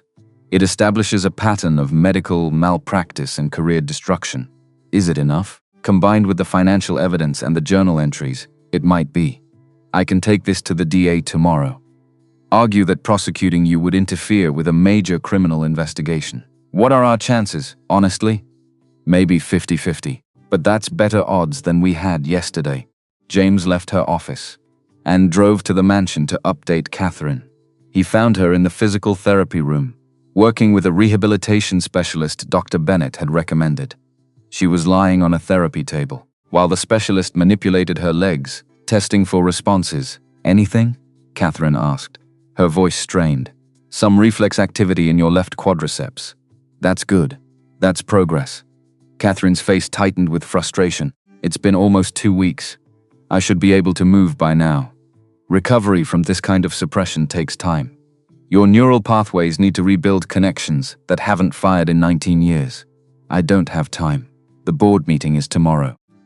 If I can't stand up and walk into that room, they'll assume Blackwell was right about me being mentally unstable. The rehabilitation specialist met James's eyes over Catherine's head, his expression sympathetic but realistic. They both knew one day wasn't enough. James waited until the session ended, before telling Catherine about Helen Crawford. Her eyes filled with tears as she watched the testimony. She tried to save me, Catherine whispered. She knew something was wrong, and she tried to stop it, and Blackwell destroyed her for it. Just like he's destroyed everyone else who got in his way. But now we have proof. We have her testimony, the financial records, the journal. That's enough, right? That's enough to stop him. I don't know, James said honestly. But we're going to try. Thursday night, James found her in the physical therapy room, working alone, trying desperately to make her legs respond. Sweat poured down her face. Her knuckles were white on the parallel bars. "Come on," she whispered to her body. "Come on, please." Her left leg trembled, shifted slightly, but she couldn't lift it, couldn't make it bear weight. She sank back into the wheelchair, her face twisted with frustration. James knelt beside her. "Catherine, you don't have to walk to prove anything. You're not weak for still being in this chair. The board will never take me seriously like this. They'll see me in the wheelchair and assume Blackwell was right, that I'm broken, incompetent. Then we show them the evidence, the testimony, the financial records, the journal. We prove Blackwell's crime so thoroughly that your physical condition becomes irrelevant. You don't understand what it's like being dismissed because people assume disability equals incompetence. I've spent my entire life fighting that assumption, building a career, running a company, proving I was just as capable as anyone else. And tomorrow I have to walk into that boardroom and fight that battle all over again. You won't be alone. I'll be there. Rachel will be there. We'll present the evidence together. What if it's not enough? What if they choose to believe Blackwell anyway? Then we go to the FBI, the SEC, every regulatory agency we can find. We don't stop until someone listens. Catherine looked at him, and for the first time since he'd met her, she looked genuinely afraid. Not angry or determined or fierce, just scared. "I don't know how to do this," she whispered. "I've been in control my entire life.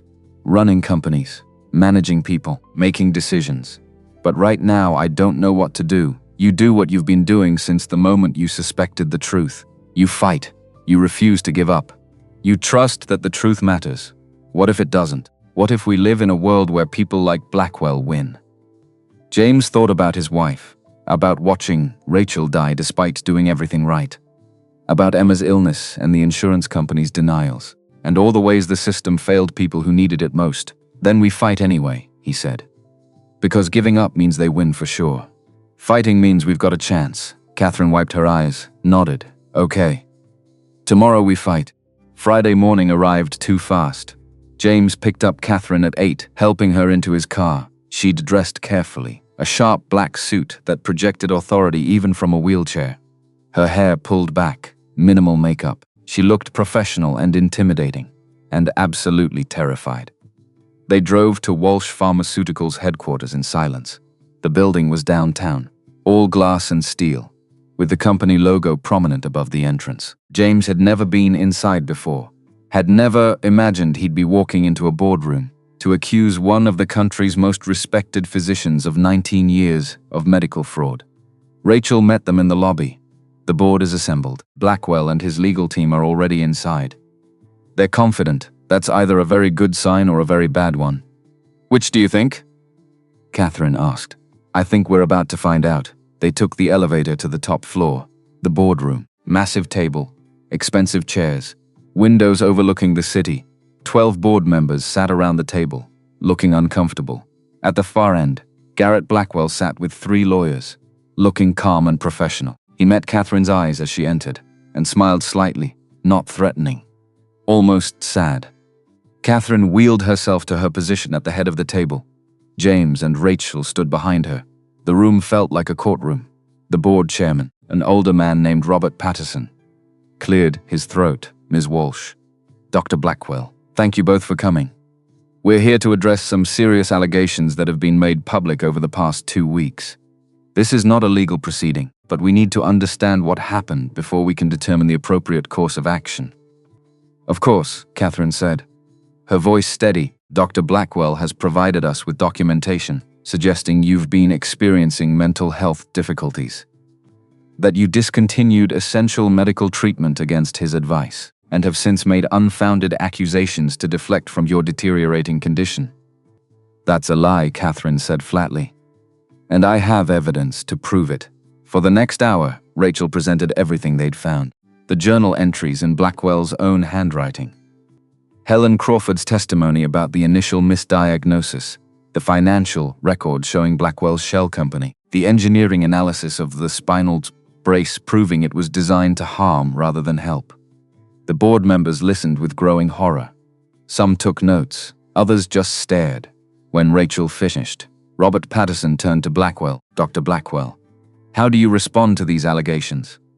Blackwell stood slowly. He didn't look angry or defensive. He looked almost relieved. Everything Miss Walsh has presented is true, he said quietly. The room went completely silent. Garrett, one of his lawyers, started. No, Blackwell held up a hand. I'm done lying. I'm done pretending. He looked at Catherine. You were right about all of it. I maintained your paralysis deliberately. I profited from your condition. I destroyed anyone who questioned my methods. And I did it for 19 years. Catherine stared at him, speechless. Why? She finally asked. Blackwell sat down heavily. Because I convinced myself it was for a greater good. That keeping you dependent allowed me to advance research that would help millions of people. That the ends justified the means. He laughed bitterly. And because somewhere along the way I stopped seeing you as a person. You became a tool, a means to an end. You tortured me, yes, for 19 years, yes. And you expect me to what? Forgive you because you're finally admitting it? No. Blackwell met her eyes. I expect you to destroy me. It's what I deserve. The confession hung in the air. Robert Patterson looked like he might be sick. Dr. Blackwell, do you understand what you're admitting to? Corporate fraud, medical malpractice, conspiracy, probably a dozen other crimes. Yes, I understand. Blackwell turned to the board. I'm resigning my position at Walsh Pharmaceuticals, effective immediately. I'm also voluntarily surrendering my medical license and cooperating fully with any criminal investigation. Catherine deserves justice. And everyone I've harmed deserves the truth. He stood and walked toward the door, paused beside Catherine's wheelchair. For what it's worth, he said quietly, I am sorry. I know that doesn't matter. I know it doesn't change anything, but I am sorry. But it wasn't enough, Catherine said. Saving me once didn't give you the right to destroy me for 19 years. Blackwell left without another word. His lawyers scrambled after him, already on their phones. The boardroom remained silent for a long moment. Then Robert Patterson said, Miss Walsh, on behalf of this board, I want to apologize. We failed you. We should have questioned Dr. Blackwell's treatment protocols years ago. We should have protected you. Yes, Catherine said. You should have. What do you need from us now? I need full access to every file Dr. Blackwell created, every research project he initiated, every financial transaction he authorized. I need a complete audit of Project Meridian and any other programs he was running. And I need this board to commit to oversight reforms that prevent anything like this from ever happening again. Done. All of it. Good. Catherine's voice went hard. Because we're going to fix this company. We're going to develop the treatments Blackwell was hoarding and make them available to patients who actually need them. We're going to rebuild Walsh Pharmaceuticals into something ethical, something worth my family's name. We're with you, Robert said. Whatever you need. The FBI opened their criminal investigation that night. Within 48 hours, 3 former Walsh Pharmaceuticals employees came forward, corroborating Blackwell's control over the company. 2 other patients contacted lawyers, also had chronic conditions requiring lifetime Blackwell care, never improving. The FDA announced an investigation into Project Meridian's suspicious timing. The DA dropped all charges against James. Rachel got the confirmation while they were still in the boardroom. You're free, she told him afterward. James felt a weight lift off his chest. But all he felt was tired. The trial came 6 weeks later. The prosecution presented overwhelming evidence. The defense argued experimental medicine gone wrong, not malicious intent. James testified about the engineering analysis, deliberate design to harm. Helen Crawford testified about the initial correct diagnosis, carrier destruction when she objected. Catherine testified, not about her suffering, about the system. How many patients are exploited because they trust doctors? How many treatments are unnecessary because they're profitable? This isn't one bad physician. This is a system that enabled him for 19 years. The verdict came after 2 days of deliberation. Guilty, 31 counts, fraud, malpractice, racketeering, sentencing. 34 years federal prison. Blackwell was 63. He'd die inside. Catherine gave her victim impact statement, Your Honor. Dr. Blackwell stole 19 years of my life. He made me hate my own body. He convinced me weakness was mine to bear. Pause. But here's what he didn't steal. My mind, my will, my company. I'm taking all of it back, and I'm using it to make sure this never happens again. Walsh Pharmaceuticals transformed. Catherine's first act as permanent CEO. Release Project Meridian Research to public domain. Adalists protested. You just gave away $4.2 billion. Catherine's response was simple. I gave away medicine. It never belonged to me. She established the Crawford Foundations named after Helen, funding patients harmed by medical malpractice, new company policies, mandatory second opinions, transparent drug pricing, patient advocates in clinical trials. Catherine's recovery continued. Week 6 could flex toes. Month 3, stood 45 seconds with parallel bars. Month 6, walked 12 steps with walker. Month 9, 50 feet with cane. Physical therapy remained brutal, 4 hours daily. One session, Catherine fell during therapy. James helped her up. She screamed. I'm so tired of being broken. James held her gaze. You're not broken. You're healing. There's a difference. James became head of biomedical engineering. Salary, $285,000. Emma's treatment fully covered through Walsh Pharmaceuticals' expanded patient assistance program. Her lupus stabilized.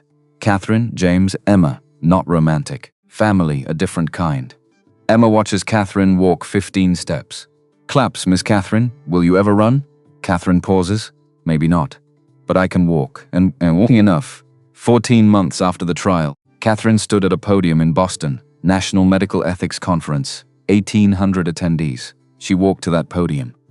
Slow, careful, with a cane, but walked. Standing ovation lasted 3 minutes. When it quieted, she spoke. People ask if I forgive Dr. Blackwell. Pause, I don't. Forgiveness isn't required to heal. Healing is choosing to live despite the damage. Refusing to let the person who harmed you define you. 19 years. I thought this wheelchair was my prison. I was wrong. The prison was believing I deserved it. Today I walk. Not perfectly, not painlessly. But I walk, and that's enough. She left the stage to another standing ovation. James was waiting in the lobby with her coat, and Emma, who ran up and took Catherine's hand. Not because Catherine needed help, because Emma wanted to. The three of them walked out into the Boston afternoon. Catherine between them, moving slowly, but moving. Where to? James asked. Catherine smiled. Anywhere. As long as I'm choosing it, they walked imperfect free. And somewhere in a federal prison in California, Garrett Blackwell served the second year of a 34-year sentence, learning what it meant to be trapped, while the woman he'd imprisoned for 19 years walked into her future, on her own terms, at last.